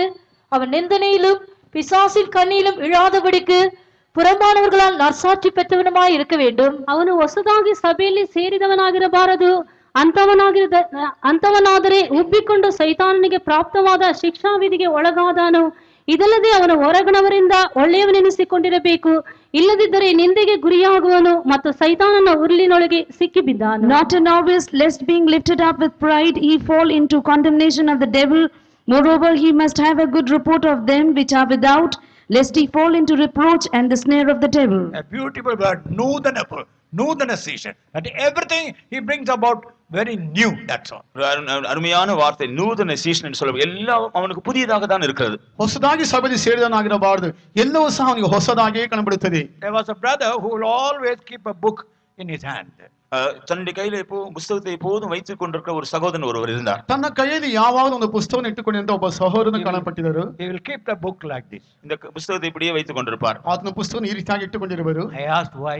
ஏன் என்று நான் இடத்தில் ನಾನು கேட்டேன். ಹೇಳಿದೆ ಏಕೆ ಎಂಬುದಾಗಿ. I don't want to commit any sin with my eyes. என்னுடைய கண்களினால் எந்த பாவம் நான் செய்ய விரும்பவில்லை. ನನ್ನ ನೇತ್ರಗಳಿಂದ ಯಾವ ಪಾಪವನ್ನು ಮಾಡೋದಕ್ಕೆ ನಾನು ಇಷ್ಟಪಡುವುದಿಲ್ಲ. In everything he became a nudana purusha. எல்லா விஷயத்திலும் அவன் ஒரு நூதன புருஷனாக இருந்தான். ಎಲ್ಲಾ ರೀತಿಯಲ್ಲಿ ಸಹ ಹೊಸದಾಗಿಯೇ ಕಾಣಲ್ಪಟ್ಟಿದ್ದನು. But finally, sad to say, கடைசியாக துக்கமான விஷயம் என்னவென்றால் ದುಃಖವಾದ ವಿಷಯವೇನು ಗೊತ್ತಾ? he lost his spiritual life. தன்னுடைய ஆவிக்குரிய ஜீவியத்தை இழந்து போனான். ತನ್ನ ಆತ್ಮಿಕ ಜೀವನವನ್ನೇ ಕಳಕೊಂಡನು. So dear brother, dear sister, அருமையான சகோதரனே சகோதரியே, ಪ್ರಿಯ ಸಹೋದರನೇ ಪ್ರಿಯ ಸಹೋದರಿಯೇ, the doctrine of the coming of the Lord is not a doctrine of the devil. கர்த்தருடைய வருகை பற்றிய உபதேசம் பிசாசின் உபதேசம் அல்ல. ಕರ್ತನ ಮಾಡಿದ ಉಪದೇಶವಾದು ಅದು ದೆವ್ವಗಳ ಉಪದೇಶವಲ್ಲ. It's not a doctrine of man. அது மனுஷனுடைய உபதேசமும் அல்ல. ಅದು ಮನುಷ್ಯರ ಬೋಧನೆಯೂ ಅಲ್ಲ. It's not a doctrine that brings a lifting of a person and showing that he is better than others. ஒருவர் ஒரு ஆளை உயர்த்தி இவன் ஒரு ஆளை பார்க்கலும் இவன் சிறந்தவன் என்று காண்பிக்க கூடியதான ஒரு காரியம் அல்ல. ಒಬ್ಬ ವ್ಯಕ್ತಿಯನ್ನು ಮೇಲಕ್ಕೆತ್ತಿ ಇದನ್ನ ಆತನಿಗೆ ಶ್ರೇಷ್ಠನು ಎಂಬುದಾಗಿ ಹೇಳುವಂತ ಒಂದು ಉಪದೇಶವಲ್ಲ. According to John's Gospel 7th chapter verse 17. யோவான் சுவிசேஷம் 7ாம் அதிகாரம் 17ாம் வசனத்தின்படி, ಯೋಹಾನ ಬರೆದ ಸುವಾರ್ತೆ 7ನೇ ಅಧ್ಯಾಯ 17ನೇ ವಾಕ್ಯಕ್ಕೆ ಅನುಸಾರವಾಗಿ, If a doctrine is a doctrine of the Lord, ஒரு உபதேசம் கர்த்தருடைய உபதேசமாக இருக்கும் என்றால் ಒಂದು ಬೋಧನೆಯು ಕರ್ತನ ಬೋಧನೆಯಾಗಿರುವುದಾದರೆ it must help you to do the will of God. அது தெய்வ சித்தம் செய்ய உங்களுக்கு உதவி செய்யும். ಅದು ದೇವರ ಚಿತ್ತನ ಮಾಡೋದಕ್ಕೆ ಸಹಾಯ ಮಾಡುತ್ತದೆ. அவருடைய சித்தத்தின்படி செய்ய மனதுள்ளவன் எவனோ அவன் இந்த உபதேசம் தேவனால் உண்டாயிருக்கிறதோ நான் சுயமாய் பேசுகிறேனோ என்று அறிந்து கொள்ளுவான். ಆತನ ಚಿತ್ತದಂತೆ ನಡೆಯುವುದಕ್ಕೆ ಯಾರಿಗೆ ಮನಸ್ಸಿದೆಯೋ ಅವರಿಗೆ ಈ ಬೋಧನೆಯು ದೇವರಿಂದ ಬಂದದ್ದೋ ನಾನೇ ಕಲ್ಪಿಸಿ ಹೇಳಿದ್ದೋ ಗೊತ್ತಾಗುವುದು. If any man will do his will, he shall know of the doctrine, whether it be of God or whether I speak of myself. How do we know a doctrine is a doctrine of the Lord? ஒரு உபதேசம் கர்த்தருடைய உபதேசம் தான் என்று எப்படி அறிந்து கொள்ளலாம்? ಒಂದು ಬೋಧನೆಯು ಕರ್ತನ ಬೋಧನೆ ಎಂಬುದಾಗಿ ಯಾವ ರೀತಿಯಾಗಿ ನಮ್ಮಿಂದ ತಿಳಿಯಲಿಕ್ಕೆ ಸಾಧ್ಯವಾಗುತ್ತದೆ? It will lead you to do the will of God. அது தெய்வ சித்தம் செய்ய உங்களை நடத்துகிறது. ಅದು ದೇವರ ಚಿತ್ತನ ಮಾಡೋದಕ್ಕಾಗಿ ನಿಮ್ಮನ್ನು ನಡೆಸುತ್ತದೆ. Whatever teaching that will not help you to do the will of God cannot be of the Lord. தேவ சித்தம் செய்ய உங்களுக்கு உதவி செய்யக்கூடாத எந்த உபதேசமும் கர்த்தரால் வந்த உபதேசம் அல்ல. ದೇವ ಚಿತ್ತನ ಮಾಡೋದಕ್ಕೆ ಸಹಾಯ ಮಾಡಿದಂತ ಯಾವ ಬೋಧನೆ ಸಹ ಅದು ಕರ್ತನಿಂದ ಬಂದಂತ ಬೋಧನೆ ಅಲ್ಲ. Three groups of people came and stood before the Lord. கர்த்தருக்கு முன்பாக 3 கூட்டம் ஆட்கள் வந்து நின்றார்கள். ಕರ್ತನ ಮುಂದೆ 3 ರೀತಿಯ ಗುಂಪಿನವರು ಬಂದು ನಿಂತುಕೊಂಡರು. Lord, we prophesied. கர்த்தாவே நாங்கள் தீர்க்க தரிசனம் ಕರ್ತನೇ சொன்னோம். ನಾವು ಪ್ರವಾದಿಸಿದೆವು. We cast out devils. நாங்கள் பிசாசுகளை ನಾವು துரத்தினோம். ದೆವ್ವಗಳನ್ನು ಓಡಿಸಿ ಬಿಟ್ಟೆವು. We did wonders. நாங்கள் அற்புதங்களை செய்தோம். ನಾವು ಸೂಚಕಗಳನ್ನು ಮಾಡಿದೆವು. Jesus told, no, I never know you. I never knew you. ஆனால் இயேசு சொன்னார், உங்களை ஒரு காலம் நான் அறியேன், ஒரு காலம் அறியேன். ಆಗ ಕರ್ತನು ಹೇಳ್ತಾರೆ, ನೀವು ಯಾರೆಂಬುದಾಗಿ ಗೊತ್ತಿಲ್ಲ ಎಂಬುದಾಗಿ ಹೇಳಿಬಿಟ್ಟರು. These three things are not ordinary things. இந்த 3 காரியங்கள் சாதாரண காரியங்கள் அல்ல. ಈ 3 ಕಾರ್ಯಗಳು ಸಹ ಅದು ಸಾಧಾರಣವಾದ ಕಾರ್ಯಗಳಲ್ಲ. Prophecy, தீர்க்கதரிசனம் சொல்லுவது, ಪ್ರವಾದನೆ, and casting out devils பிசாசுகளை துரத்துவது, ದೆವ್ವಗಳನ್ನು ಬಿಡಿಸುವುದು, and doing wonders and signs. அற்புதங்களையும் அடையாளங்களையும் செய்வது. ಮಹತ್ ಕಾರ್ಯಗಳನ್ನು ಮಾಡುವುದು. But they did all things, but they could not do the will of God. இவர்கள் இதெல்லாவற்றையும் செய்தார்கள், ஆனால் தெய்வ சித்தம் செய்ய முடியவில்லை. ಇವರು ಇವೆಲ್ಲವನ್ನು ಮಾಡಿದ್ರು ಸಹ ದೇವ ಚಿತ್ತವನ್ನು ಅವರು ಮಾಡಲಿಲ್ಲ. In Matthew's Gospel 7th chapter verse 21. மத்தேயு சுவிசேஷம் 7ஆம் அதிகாரம் 21ஆம் வசனம். ಮತ್ತೆ ಬರೆದ ಸುವಾರ್ತೆ 7ನೇ ಅಧ್ಯಾಯ 21ನೇ ವಾಕ್ಯದಲ್ಲಿ, பரலோகத்தில் இருக்கிற என் பிதாவின் சித்தத்தின்படி செய்கிறவனே. To avoid timing, we will not read all the Bible verses. Now the Lord told, not everyone that do say the Lord, Lord. கர்த்தாவே கர்த்தாவே என்று சொல்கிற எல்லாரும் அல்ல, ಕರ್ತನೇ ಕರ್ತನೆ ಎಂಬುದಾಗಿ ಹೇಳುವಂತ ಎಲ್ಲರೂ ಅಲ್ಲ, that we that do the will of the Father will be able to enter the kingdom of God. பரலோகத்தில் இருக்கிற என் பிதாவின் சித்தம் செய்கிறவனே என் பரலோக ராஜ்யத்தில் பிரவேசிப்பான் என்று இயேசு சொன்னார். ತಂದೆ ಪರಲೋಕದಲ್ಲಿರುವಂತ ತಂದೆ ಚಿತ್ತನ ಮಾಡುವವನೇ ಪರಲೋಕ ರಾಜ್ಯಕ್ಕೆ ಹೋಗೋದಕ್ಕೆ ಸಾಧ್ಯ ಎಂಬುದಾಗಿ ಯೇಸು ಹೇಳಿದರು. They prophesied. அவர்கள் தீர்க்கதரிசனம் சொன்னார்கள். ಅವರು ಪ್ರವಾದಿಸಿದರು. They cast out the devils. அவர்கள் பிசாசுகளை துரத்தினார்கள். ದೆವ್ವಗಳನ್ನು ಬಿಡಿಸಿದರು. They did wonders. அவர்கள் அற்புதங்களை ಅವರು செய்தார்கள். ಮಹತ್ ಕಾರ್ಯಗಳನ್ನು ಮಾಡಿದರು. But they could not do the will of God. ஆனால் அவர்களுக்கு தேவ சித்தம் செய்ய முடியவில்லை. ಆದರೆ ಅವರಿಗೆ ದೇವ ಚಿತ್ತನ ಮಾಡೋದಕ್ಕೆ ಸಾಧ್ಯವಾಗಲಿಲ್ಲ. In one place there was a great man who used to do all those three things. ஒரு குறிப்பிட்ட இடத்திலே இந்த மூன்று விஷயங்களை செய்யக்கூடிய ஒரு மனுஷன் இருந்தார். ಒಂದು ನಿಗದಿತವಾದ ಸ್ಥಳದಲ್ಲಿ ಈ ಮೂರು ಕಾರ್ಯ ಮಾಡಿದಂತ ಒಬ್ಬ ಮಹಾ ವ್ಯಕ್ತಿ ಕಾಣಲ್ಪಟ್ಟಿದ್ದರು. He bought a car for 20 lakhs. தன்னுடைய 20 லட்சம் ரூபாய் விலை மதிப்புள்ள ஒரு கார் ஒன்று வாங்கினார். 20 ಲಕ್ಷ ಬೆಲೆ ಬಾಳುವಂತ ಒಂದು ಕಾರನ್ನು ಕೊಂಡುಕೊಂಡರು. Another person bought a car for 1 crore. இன்னொரு நபர் 1 கோடி விலை மதிப்புள்ள ஒரு கார் வாங்கினார். ಇನ್ನೊಬ್ಬ ವ್ಯಕ್ತಿ 1 ಕೋಟಿ ಗಟ್ಟಲೆ ಬೆಲೆ ಬಾಳುವಂತ ಒಂದು ಕಾರನ್ನು They ಕೊಂಡುಕೊಂಡರು. all did so many good things outwardly. அவர்கள் வெளியரங்கமாக அநேக நல்ல காரியங்கள் செய்தார்கள். ಬಹಿರಂಗ ರೀತಿಯಲ್ಲಿ ಎಲ್ಲ ಒಳ್ಳೆ ಕಾರ್ಯವನ್ನು ಮಾಡಿದರು. But they could not do the real will of God and come closer to God. ஆனால் அவர்கள் உண்மையான தேவ சித்தத்தை செய்து தேவனுக்கு நெருங்கி அவர்களுக்கு வர முடியவில்லை. ನಿಜವಾಗಿ ದೈವ ಚಿತ್ತನ ಮಾಡಿ ದೇವರ ಪಕ್ಕದಲ್ಲಿ ಸಮೀಪಕ್ಕೆ ಬರಲಿಕ್ಕೆ ಸಾಧ್ಯವಾಗಲಿಲ್ಲ. So dear brother, dear sister, how do we know that the doctrine is the doctrine of the Lord? ஆகவே அருமையான சகோதரனே சகோதரியே, ஒரு உபதேசம் கர்த்தருடைய உபதேசம் தான் என்று எப்படி நீங்கள் அறிந்து கொள்வீர்கள்? ಅದರ ಪ್ರಿಯ ಸಹೋದರನೇ ಸಹೋದರಿ, ಒಂದು ಉಪದೇಶವಾದ ಕರ್ತನ ಉಪದೇಶ ಎಂಬುದಾಗಿ ಯಾವ ರೀತಿಯಾಗಿ ತಿಳಿದುಕೊಳ್ಳಲಿಕ್ಕೆ ಸಾಧ್ಯ? The moment you hear the doctrine of the Lord, it will help you to do the will of God. கர்த்தருடைய உபதேசத்தை குறித்து நீங்கள் கேட்கிற மாத்திரத்திலேயே அது கர்த்தருடைய சித்தம் செய்ய உங்களுக்கு உதவி செய்யும். ಕರ್ತನ ಬೋಧನೆ ಕೇಳುವಂತ ಸಮಯದಲ್ಲಿ ದೈವ ಚಿತ್ತನ ಮಾಡೋದಕ್ಕಾಗಿ ನಮಗೆ ಸಹಾಯ ಮಾಡುತ್ತದೆ. In John's Gospel 14th chapter, யோவான் சுவிசேஷம் 14ஆம் அதிகாரம் ಯೋಹಾನ ಬರೆದ ಸುವಾರ್ತೆ 14ನೇ ಅಧ್ಯಾಯ verse 1 to 3, Jesus himself told, முதல் 3 வசனங்களில் இயேசுவே சொன்னார், ಮೊದಲನೇ 3 ವಾಕ್ಯಗಳಲ್ಲಿ ಯೇಸು ಹೇಳುತ್ತಾರೆ, in my father's house there are many mansions, என் பிதாவின் வீட்டில் அநேக வாசஸ்தலங்கள் உள்ளன. ನನ್ನ ತಂದೆಯ ಮನೆಯಲ್ಲಿ ಬಹಳ ಬಿಡಾರಗಳು ಉಂಟು. but I go to prepare a place for you. ஆனால் உங்களுக்கு நான் ஒரு ஸ்தலத்தை ஆயத்தம் பண்ண போகிறேன். ನಿಮಗೊಂದು ಸ್ಥಳವನ್ನು ನಾನು ಹೋಗಿ ಸಿದ್ಧ ಮಾಡುತ್ತೇನೆ. After preparing the place, I will come back again. அதை ஆயத்தம் பண்ணின பின்பு நான் மறுபடியும் திரும்பி வருவேன். ಸಿದ್ಧ ಮಾಡಿದ ಮೇಲೆ ಪುನಃ ನಾನು ಹಿಂದಿರುಗಿ ಬರುತ್ತೇನೆ. Here Jesus himself gave a promise, I will come back again. நான் மறுபடியும் திரும்பி வருவேன் என்று இயேசுவே இங்கு வாக்கு பண்ணியிருக்கிறார். ನಾನು ಪುನಃ ಹಿಂದಿರುಗಿ ಬರುತ್ತೇನೆ ಎಂಬುದಾಗಿ ಯೇಸು ಈ ರೀತಿಯಾಗಿ ವಾಗ್ದಾನ ಕೊಟ್ಟಿರುವರು. In Acts of the Apostle 1st chapter 11th verse, அப்போஸ்தலர் நடவடிக்கைகள் 1ஆம் அதிகாரம் 11ஆம் வசனத்தில் ಅಪೊಸ್ತಲರ ಕೃತ್ಯಗಳು 1ನೇ ಅಧ್ಯಾಯ 11ನೇ ವಾಕ್ಯದಲ್ಲಿ when Jesus was ascending unto heaven, கர்த்தராகிய இயேசு கிறிஸ்து பரமேறி சென்ற பொழுது ಕರ್ತನಾದ ಯೇಸು ಕ್ರಿಸ್ತನು ಪರಲೋಕ ರಾಜ್ಯಕ್ಕೆ ಹೋಗುವಾಗ 2 angels appeared. You men of Galilee, why are you looking above? 2 தேவதூதர்கள் வானத்தில் தோன்றி கலிலேயராகிய மனுஷரே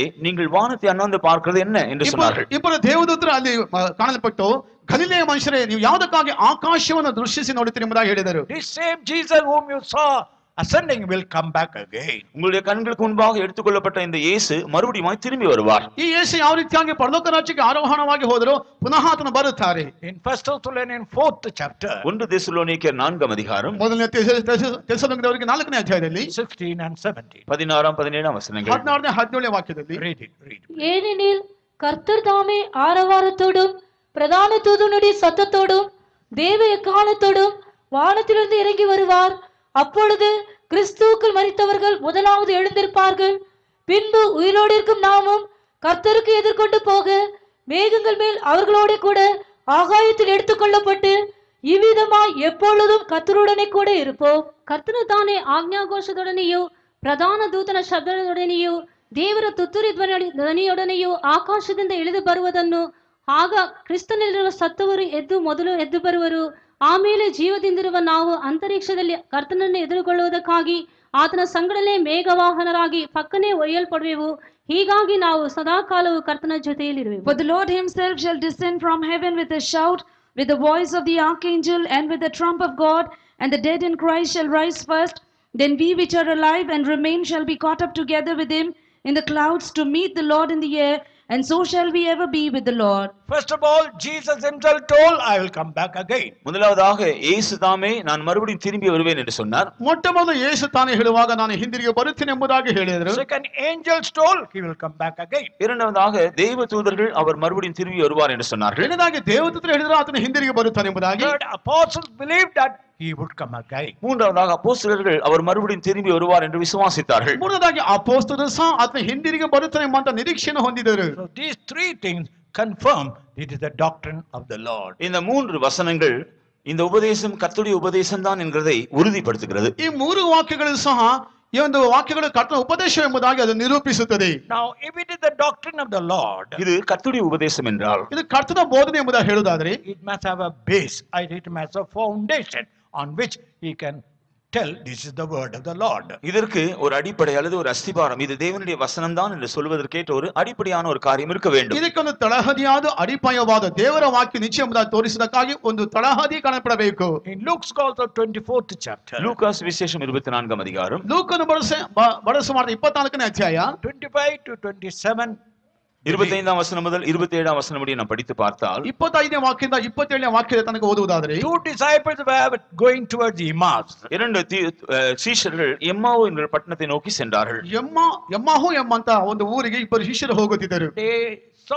They heard, they saw how Christ was crucified and buried also. எவ்விதமாக இயேசு கிறிஸ்து சிலுவையில் அறையப்பட்டு அடக்கம் செய்யப்பட்டார் என்பதை அவர்கள் கண்டார்கள். ಯಾವ ರೀತಿಯಾಗಿ ಯೇಸು ಶಿಲುಬೆಗೆ ಹಾಕಲ್ಪಟ್ಟು ಆತನ ಹೂಣಿಟ್ಟನೆಂಬ ದೃಶ್ಯವನ್ನು ತಮ್ಮ ನೇತ್ರಗಳಿಂದ ಕಂಡರು. At the same time they are hearing a news Christ rose from the dead. அதே வேளையில் கிறிஸ்து மரித்தோரிலிருந்து உயிர் தெழுந்தார் என்கிற செய்தியும் கேட்டார்கள். ಅದೇ ಸಂದರ್ಭದಲ್ಲಿ ಕರ್ತನಾದ ಯೇಸು ಕ್ರಿಸ್ತನು ಸತ್ತರಿಂದ ಎಬ್ಬಿಸಲ್ಪಡುತ್ತೆಂಬಂತ ವಾಕ್ಯವನ್ನು ಸಹ ಅವರು ಕೇಳಿಸಿಕೊಂಡರು. Naturally they were perplexed. இயற்கையாகவே அவர்கள் குழம்பி போனார்கள். ಸ್ವಾಭಾವಿಕವಾಗಿ ಗೊಂದಲಕ್ಕೀಡಾದರು.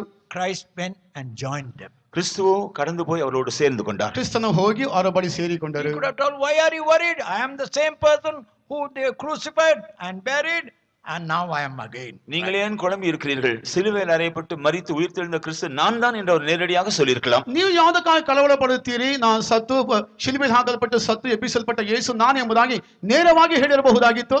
But what did Jesus do? ஆனால் இயேசு என்ன செய்தார்? ಆದರೆ ಯೇಸು ಏನೇ ಮಾಡಿದರು? He quoted from Moses and law and the prophets, prove that these things must happen according to the scripture. மோசேயும் நியாயப்பிரமாணங்களும் வேதவசனங்கள் சொல்லப்பட்டிருக்கிறதான காரியங்கள் இந்த இவரை பற்றி சொல்லப்பட்ட தீர்க்க தரிசனங்கள் உண்மை என்கிறதை அவர்களுக்கு விளக்கி காட்டினார். ಮೋಶೆಯು ಧರ್ಮಶಾಸ್ತ್ರ ದೇವರ ವಾಕ್ಯಗಳು ಇದರ ಮೂಲಕವಾಗಿ ಹೇಳಲ್ಪಟ್ಟ ಕಾರಣ ನಿಜ ಎಂಬುದಾಗಿ ತೋರಿಸಿಕೊಡುತ್ತಾರೆ. So we can safely say the doctrine, the coming of the Lord is really of the doctrine of the Lord because the word of God confirms it. ஆகவே கர்த்தருடைய வருகையை பற்றிய உபதேசம் அது கர்த்தருடைய உபதேசம் தான்.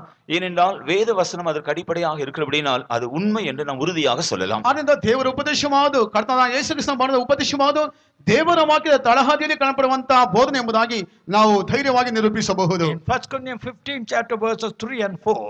1 கொரிந்தியர் 15ஆம் அதிகாரம் 3 4 வசனங்கள். 1 ಕೊರಿಂಥದವರಿಗೆ ಬರೆದ ಪತ್ರಿಕೆ 15ನೇ ಅಧ್ಯಾಯ 3ನೇ ವಾಕ್ಯ ಹಾಗೂ 4ನೇ ವಾಕ್ಯದಲ್ಲಿ Paul also says according to the scriptures he came, he died and rose again. பரிசுத்த பவுல் இங்கே சொல்கிறார், வேத வாக்கியங்களின்படி கர்த்தராகிய இயேசு கிறிஸ்து வந்து அவர் சிலுவையில் அறையப்பட்டு மரித்து எழும்பினார். ಸತ್ಯವಾಕ್ಯ ಅನುಸಾರವಾಗಿ ಆತನು ಶಿಲುಬೆಯಲ್ಲಿ ಹಾಕಲ್ಪಟ್ಟು ಸತ್ತು ಎಬ್ಬಿಸಲ್ಪಟ್ಟನೆಂಬುದಾಗಿ ಹೇಳುತ್ತಾರೆ. In 2 Peter 1st chapter 19 to 21.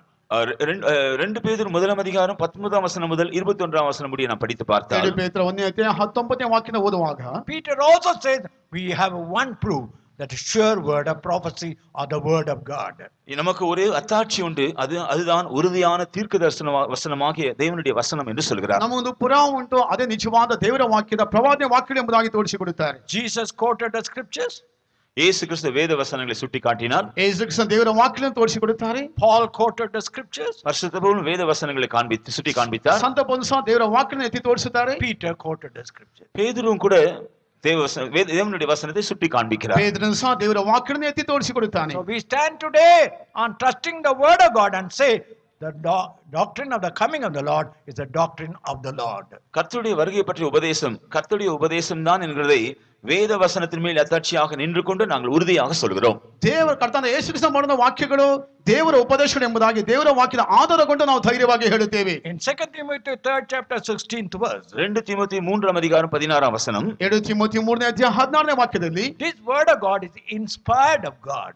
இந்த வேத வசனமானது தேவ ஆவியினால் ஏவப்பட்டதான வசனங்கள். ಈ ದೇವರ ವಾಕ್ಯಗಳು ದೇವರ ಆತ್ಮದಿಂದ ಪ್ರೇರೇಪಿಸಲ್ಪಟ್ಟಂತ ವಾಕ್ಯಗಳು. The word inspired means breathed by God. ஏவப்பட்டது என்று சொன்னால் தேவனால் போதிக்கப்பட்டது என்று அர்த்தம். ದೇವರ ವಾಕ್ಯಗಳು ಪ್ರೇರೇಪಿಸಲ್ಪಟ್ಟಿದ್ದಾರೆ, ದೇವರ ವಾಕ್ಯಗಳು ಬೋಧಿಸಲ್ಪಟ್ಟಂತ ಕಾರ್ಯಗಳು. Now kindly read Isaiah 34 verse 16. ஏசாயா 34ஆம் அதிகாரம் 16ஆம் வசனத்தை இப்பொழுது படிப்போம். ಏಷಯ 34ನೇ ಅಧ್ಯಾಯ 5ನೇ ವಾಕ್ಯವನ್ನು ದಯವಿಟ್ಟು ಈಗ ಓದೋಣ. கர்த்தருடைய புஸ்தகத்திலே தேடி வாசியுங்கள், இவைகளில் ஒன்றும் குறையாது, இவைகளில் ஒன்றும் ஜோடிலாதிராது. அவருடைய வாய் இதை சொல்லிற்று, அவருடைய வாய் இதை சொல்லிட்டு அவருடைய ஆவி அவைகளை சேர்க்கும். அவருடைய ஆவிகளை சேர்க்கும். ಕರ್ತನ ಶಾಸ್ತ್ರದಲ್ಲಿ ಹುಡುಕಿ ಓದಿರಿ, ಇವುಗಳಲ್ಲಿ ಯಾವುದೂ ಇಲ್ಲದಿರದು, ಎಲ್ಲವೂ ಜೊತೆ ಜೊತೆಯಾಗಿರುವವು. ಆತನ ಬಾಯಿಂದ ಅಪ್ಪಣೆಯಾಯಿತಲ್ಲವೇ, ಆತನ ಆತ್ಮವು ಇವುಗಳನ್ನು ಒಟ್ಟಿಗೆ ಬರಮಾಡಿತಷ್ಟೇ. Seek ye out of the book of the Lord and read, no one of these shall fail, none shall want her mate, for my mouth it hath commanded, My mouth it has commanded, and his spirit it hath gathered them. and it is his spirit hath gathered them. அவருடைய வாய் இதை சொல்லிற்று, அவருடைய ஆவி இவைகளை சேர்க்கும். ಆತ ಬಾಯಿಂದ ಅಪ್ಪಣೆ ಆಯ್ತಲ್ಲವೇ, ಆತ ಆತ್ಮವು ಇವುಗಳನ್ನು ಒಟ್ಟಿಗೆ So when ಬರಮಾಡಿತಷ್ಟೇ. you take the word of God, ஆகவே தேவனுடைய வசனத்தை நீங்கள் எடுத்து கவனித்தால் ಅದನ್ನ ದೇವರ ವಾಕ್ಯಗಳನ್ನು ಲಕ್ಷ್ಯವಿಟ್ಟು ನೋಡುವುದಾದರೆ, God only breathed it. தேவன் தான் அதை சுவாசிக்கிறார். ದೇವರ ವಾಕ್ಯಗಳನ್ನೇ ಅದು God commanded it. God commanded it. தேவன் அதை கட்டளையிட்டு இருக்கிறார். ದೇವರನ್ನು ಕಟ್ಟಳೆಯಾಗಿ ಕೊಡುತ್ತಾರೆ. God himself gathered all the scriptures into right place. தேவன் தாமே வேத வசனங்கள் எல்லாம் அதற்குரிய சரியான இடத்தில் சேர்த்து வைத்திருக்கிறார். ದೇವರು ಅಂತಂದ ವಾಕ್ಯಗಳನ್ನು ಸರಿಯಾಗಿ ಎಲ್ಲಿ ಸೇರಿಸಬೇಕು ಅವರನ್ನು ಸೇರಿಸಿಟ್ಟಿರುವರು. That's why Jesus told in John's Gospel 10th chapter verse 35. ஆகவேதான் யோவான் சுவிசேஷம் 10ஆம் அதிகாரம் 35ஆம் வசனத்தில் இயேசு சொன்னார், ಅದಕ್ಕಾಗಿ ಯೋಹಾನ ಬರೆದ ಸುವಾರ್ತೆ 10ನೇ ಅಧ್ಯಾಯ 35ನೇ ವಾಕ್ಯದಲ್ಲಿ ಯೇಸು ಹೇಳುವಾಗ, Word of God cannot be broken. தேவனுடைய வசனம் ஒரு நாளும் முறிக்கப்பட முடியாது. ದೇವರ ವಾಕ್ಯ ಎಂದಿಗೂ ಸಹ ಮುರಿಯಲ್ಪಡುವುದಿಲ್ಲ. So today we stand on the inspired word of God and tell you that the Lord is coming back again. ஆகவே தேவனுடைய ஆவினால் ஏவப்பட்டதான அந்த தேவனுடைய வசனத்தின் மேல் அத்தாட்சியாக இருந்து கொண்டு இயேசு கிறிஸ்து மறுபடியுமாய் திரும்பி வருகிறார் என்கிறதை நாங்கள் தைரியமாய் உங்களுக்கு முன்பாக இன்றைக்கு நாங்கள் சொல்கிறோம். ದೇವರ ವಾಕ್ಯಗಳ ಆಧಾರವಾಗಿ ಇಟ್ಟುಕೊಂಡು ಕರ್ತನ ಯೇಸು ಕ್ರಿಸ್ತ ಹಿಂದಿರುಗಿ ಬರುತ್ತೆ ಎಂಬ ಅಂಶವನ್ನು ನಾವು ಧೈರ್ಯವಾಗಿ ನಿಮ್ಮ ಮುಂದೆ ನಾವು ನುಡಿಯುತ್ತಿದ್ದೇವೆ. In the book of Revelation chapter 22 we read, வெளிப்படுத்தின விசேஷம் 22ஆம் அதிகாரத்தில் நாம் படிக்கிறோம். ಪ್ರಕಟಣೆ ಗ್ರಂಥ 22ನೇ ಅಧ್ಯಾಯದಲ್ಲಿ ಓದುವಾಗ, we are not to add anything to the word of God, we cannot take anything outside the word of God. வேத வசனத்தோடு நாம் ஒன்றையும் கூட்ட முடியாது, அதிலிருந்து ஒன்றையும் குறைக்கவும் கூடாது. ದೇವರ ವಾಕ್ಯದ ಯಾವುದನ್ನು ತೆಗೆದು ಹಾಕಬಾರದು, ದೇವರ ವಾಕ್ಯದ ಯಾವುದನ್ನು ಸಹ ಸೇರಿಸಬಾರದು. Many people preach the word of God, they mix it with so many other human wisdom and preach it. அநேகர் வேத வசனங்களை தங்களுடைய மனுஷீக ஞானத்தோடு சேர்த்து பேசுகிறார்கள். ಅನೇಕರು ದೇವರ ವಾಕ್ಯವನ್ನು ಓದುವಂತ ಸಮಯದಲ್ಲಿ ಮಾನಸಿಕ ರೀತಿಯಾದ ಜ್ಞಾನದೊಂದಿಗೆ ಕಲಬೆರಕೆ ಮಾಡಿ ಮಾತಾಡುತ್ತಾರೆ. But as the Lord guided us, we are able to give you the word of God as it is. ஆனால் தேவன் எங்களை நடத்துகிறதற்கு ஏற்ற விதமாக தேவனுடைய வசனத்தை இருக்கிற வண்ணமாக நாங்கள் போதிக்கிறோம். ಆದ್ರೆ ದೇವರಿಂದ ನಾವು ನಡೆಸಲ್ಪಡುವಂತ ರೀತಿಯಲ್ಲಿ ದೇವರ ವಾಕ್ಯಗಳು ಇರುವಂತ ರೀತಿಯಲ್ಲಿ ನಾವು ನಿಮಗೆ ಬೋಧಿಸುತ್ತೇವೆ. Now these are the proofs that I gave from the word of God. இந்த அத்தாட்சிகள் எல்லாம் வேத வசனத்தில் தான் உங்களுக்கு நான் ಈ கொடுக்கிறேன். ಎಲ್ಲ ಆಧಾರಗಳನ್ನು ಸತ್ಯವೇದ ಮೂಲಕವಾಗಿ ನಾವು ನಿಮಗೆ ಕೊಡುತ್ತಿದ್ದೇವೆ. Now I will give some proofs from outside how we can prove that the word of God is the inspired word of God. தேவனுடைய வசனம் தேவனுடைய ஆவினால் ஏவப்பட்ட வசனம் தான் என்கிறதை அது உண்மை என்கிறதை இனி வெளியே இருந்து சில உதாரணங்கள் மூலமாக நான் உங்களுக்கு சொல்லுகிறேன். ಈಗ ದೇವರ ವಾಕ್ಯ ನಿಜ ಎಂಬ ವಿಷಯಗಳನ್ನು ಹೊರಗಿರುವಂತ ಕೆಲವು ವಿಷಯಗಳ ಮೂಲಕವಾಗಿ ನಾವು ನಿಮ್ಮ ಮುಂದೆ ನಿರೂಪಿಸಿ ತೋರಿಸಿಕೊಡುತ್ತೇವೆ. In one particular university, ஒரு குறிப்பிட்ட பல்கலைக்கழகத்தில் ಒಂದು ವಿಶ್ವವಿದ್ಯಾಲಯದಲ್ಲಿ they created a kind of a sea atmosphere, a kind of a water tank. அவர்கள் ஒரு தண்ணீர் தொட்டி காணப்படக்கூடியதான ஒரு சூழ்நிலையில் காணப்படக்கூடிய ஒரு காரியத்தை அவர்கள் உண்டாக்கினார்கள். ಒಂದು ನೀರಿನ ತೊಟ್ಟಿಯನ್ನು ಸಮುದ್ರದಲ್ಲಿ ಉಂಟು ಮಾಡುವಂತ ಅದೇ ರೀತಿಯಲ್ಲಿ ಉಂಟು ಮಾಡಿದ ಒಂದು ಸಂದರ್ಭವನ್ನು ಒಂದು ಸನ್ನಿವೇಶವನ್ನು ಉಂಟು ಮಾಡಿದರು. They created a kind of a almost a sea type water gushing out from the bottom. அந்த தண்ணீர் தொட்டியின் கீழே கடல் தண்ணீர் வேகமாய் பாய்ந்து வரக்கூடியதான அப்படிப்பட்ட ஒரு நிலைமையில் அதை உண்டாக்கி ಆ இருந்தார்கள். ತೊಟ್ಟಿಯ ಕೆಳಗಡೆ ಯಾವ ರೀತಿಯಾಗಿ ಸಮುದ್ರದ ನೀರು ಹಾದು ಬರುತ್ತದೋ ಅಂತ ಒಂದು ಸನ್ನಿವೇಶನ ಅವರು ಸೃಷ್ಟಿಸಿದರು. They made so many model ships. அவர்கள் அநேக மாதிரியான கப்பல்களை உண்டாக்கி ಅವರು இருந்தார்கள். ಅನೇಕ ರೀತಿಯ ಮಾದರಿಯ ಒಂದು ಹಡಗುಗಳನ್ನು ಉಂಟು ಮಾಡಿದರು. And they also made a ship according to the measurement God gave to Noah. நோவாவுக்கு தேவன் சொன்ன அளவிற்கு ஏற்றபடி ஒரு கப்பலையும் கூட அவர்கள் செய்தார்கள். ಅದೇ ಸಂದರ್ಭದಲ್ಲಿ ನೋಹನಿಗೆ ಹೇಳಿದಂತ ಅವನ ಅಳತೆಗೆ ತಕ್ಕಂತ ಒಂದು ಹಡಗನ್ನು ಸಹ ಉಂಟು ಮಾಡಿದರು. They allowed all these models to float on that water. இந்த அவர்கள் செய்த மாதிரியாக செய்த எல்லா கப்பல்களையும் அந்த தண்ணீரின் மேல் மிதக்க வைத்தார்கள். ಮಾದರಿಯಾಗಿ ಮಾಡಲ್ಪಟ್ಟ ಎಲ್ಲ ಹಡಗುಗಳು ಆ ನೀರಿನ ಮೇಲೆ ಕಾಣಲ್ಪಟ್ಟಿತ್ತು. All the models failed. மற்ற எல்லா மாதிரியாய் செய்யப்பட்டதான கப்பல்கள் எல்லாம் தோல்வி அடைந்து விட்டன. ಎಲ್ಲಾ ಮಾದರಿಯಾಗಿ ಮಾಡಲ್ಪಟ್ಟಂತ ಒಂದು ಹಡಗುಗಳು ಸಹ ಅದು ಯಾವುದಕ್ಕೆ ಪ್ರಯೋಜನ ಇಲ್ಲದೆ ಹೋಗಿಬಿಟ್ಟಿತು. Only ship which was built according to the measurement God gave to Noah stood. நோவாவுக்கு தேவன் கொடுத்ததான அளவிற்கு ஏற்றபடி செய்யப்பட்ட அந்த மாதிரியான கப்பல் மாத்திரமே அந்த தண்ணீர் மேல் நிலையாக நின்றது. ನೋಹನಿಗೆ ಕೊಡಲ್ಪಟ್ಟಂತ ಒಂದು ಅಳತೆಗೆ ತಕ್ಕಂತೆ ಮಾಡಲ್ಪಟ್ಟಂತ ಒಂದು ಹಡಗು ಮಾತ್ರವೇ ಆ ಒಂದು ನೀರಿನಲ್ಲಿ ನಿಲ್ಲಲಿಕ್ಕೆ ಸಾಧ್ಯವಾಯಿತು. They said this is really the word of God. அப்பொழுது சொன்னார்கள் இது உண்மையாக தேவனுடைய வசனம் தான். ಆಗ ಅವರು ಹೇಳಿದರು ಇದು ನಿಜವಾಗಿ ದೇವರ ವಾಕ್ಯವೇ ಎಂಬುದಾಗಿ. In Isaiah chapter 40 verse 22. ஏசாயா 40 அதிகாரம் 22ஆம் வசனத்தில் ಏಷಯ 40ನೇ ಅಧ್ಯಾಯ 22ನೇ ವಾಕ್ಯದಲ್ಲಿ Read it please. அவர் பூமி உருண்டையின் மேல் வீற்றிருக்கிறவர், அதன் குடிகள் வெட்டுக்கிளிகளைப் போல இருக்கிறார்கள். அவர் வானங்களை வெள்ளிய திரையாக பரப்பி ಅವುಗಳಿಗೆ ಕುಡಿಯಿರುವುದಾದ ಕೂಡಾರமாக ವಿರಿಕ್கிறார். ಭೂಮಂಡಲ ನಿವಾಸಿಗಳು ಮಿಡತೆಗಳಂತೆ ಸಣ್ಣಗೆ ಕಾಣಿಸುವಷ್ಟು ಉನ್ನತವಾದ ಆಕಾಶದಲ್ಲಿ ಆತನು ಆಸೀನನಾಗಿದ್ದಾನೆ. ಆಕಾಶ ಮಂಡಲವನ್ನು ನವರು ಬಟ್ಟೆಯಂತೆ ಹರಡಿ ನಿವಾಸದ ಗುಡಾರದಂತೆ ಎತ್ತಿ ಕಟ್ಟಿದ್ದಾನೆ. It is he that sitteth upon the circle of the earth, and the inhabitants thereof are as grasshoppers, that stretcheth out the heavens as a curtain, and spreadeth them out as a tent to dwell in. Isaiah wrote, the Lord sitteth on the circle of the earth. ஏசாயா கர்த்தர் பூமியின் உருண்டையின் மேல் வீற்றிருக்கிறார் என்று எழுதி இருக்கிறார். ಏಷಯ ಪ್ರವಾದಿ ಕರ್ತನು ಭೂಮಂಡಲದ ಮೇಲೆ ನಿಂತಿದ್ದಾನೆ ಎಂಬುದಾಗಿ ಹೇಳುತ್ತಾನೆ. He wrote it nearly 800 years before Christ. கர்த்தராக இயேசு கிறிஸ்து இந்த பூமியில் வருவதற்கு ஏறக்குறைய 800 வருஷங்களுக்கு முன்பாக அவன் எழுதி இருந்தான். ಕರ್ತನಾದ ಯೇಸು ಕ್ರಿಸ್ತನ ಭೂಮಿಗೆ ಬರೋದಕ್ಕೆ ಮುಂಚಿತವಾಗಿ ಸುಮಾರು 800 ವರ್ಷಗಳ ಹಿಂದೆ ಬರೆಯಲ್ಪಟ್ಟಂತ ಕಾರ್ಯಗಳಾಗಿವೆ. But only almost Galileo later he proved earth is not surface, it's a circle. ஆனால் கலிலியோ அதன் நீண்ட நாட்களுக்கு பிறகு பூமியானது தட்டையானது அல்ல, அது உருண்டையானது என்கிறதை நிரூபித்தார். ಗಲಿಲಿಯನು ಅನೇಕ ವರ್ಷಗಳ ನಂತರವೇ ಭೂಮಿಯಾದ ಒಂದು ತಟ್ಟೆಯ ಆಕಾರವಲ್ಲ, ಅದು ಒಂದು ಮಂಡಲವಾಗಿದೆ ಎಂಬುದಾಗಿ ಹೇಳುತ್ತಾರೆ.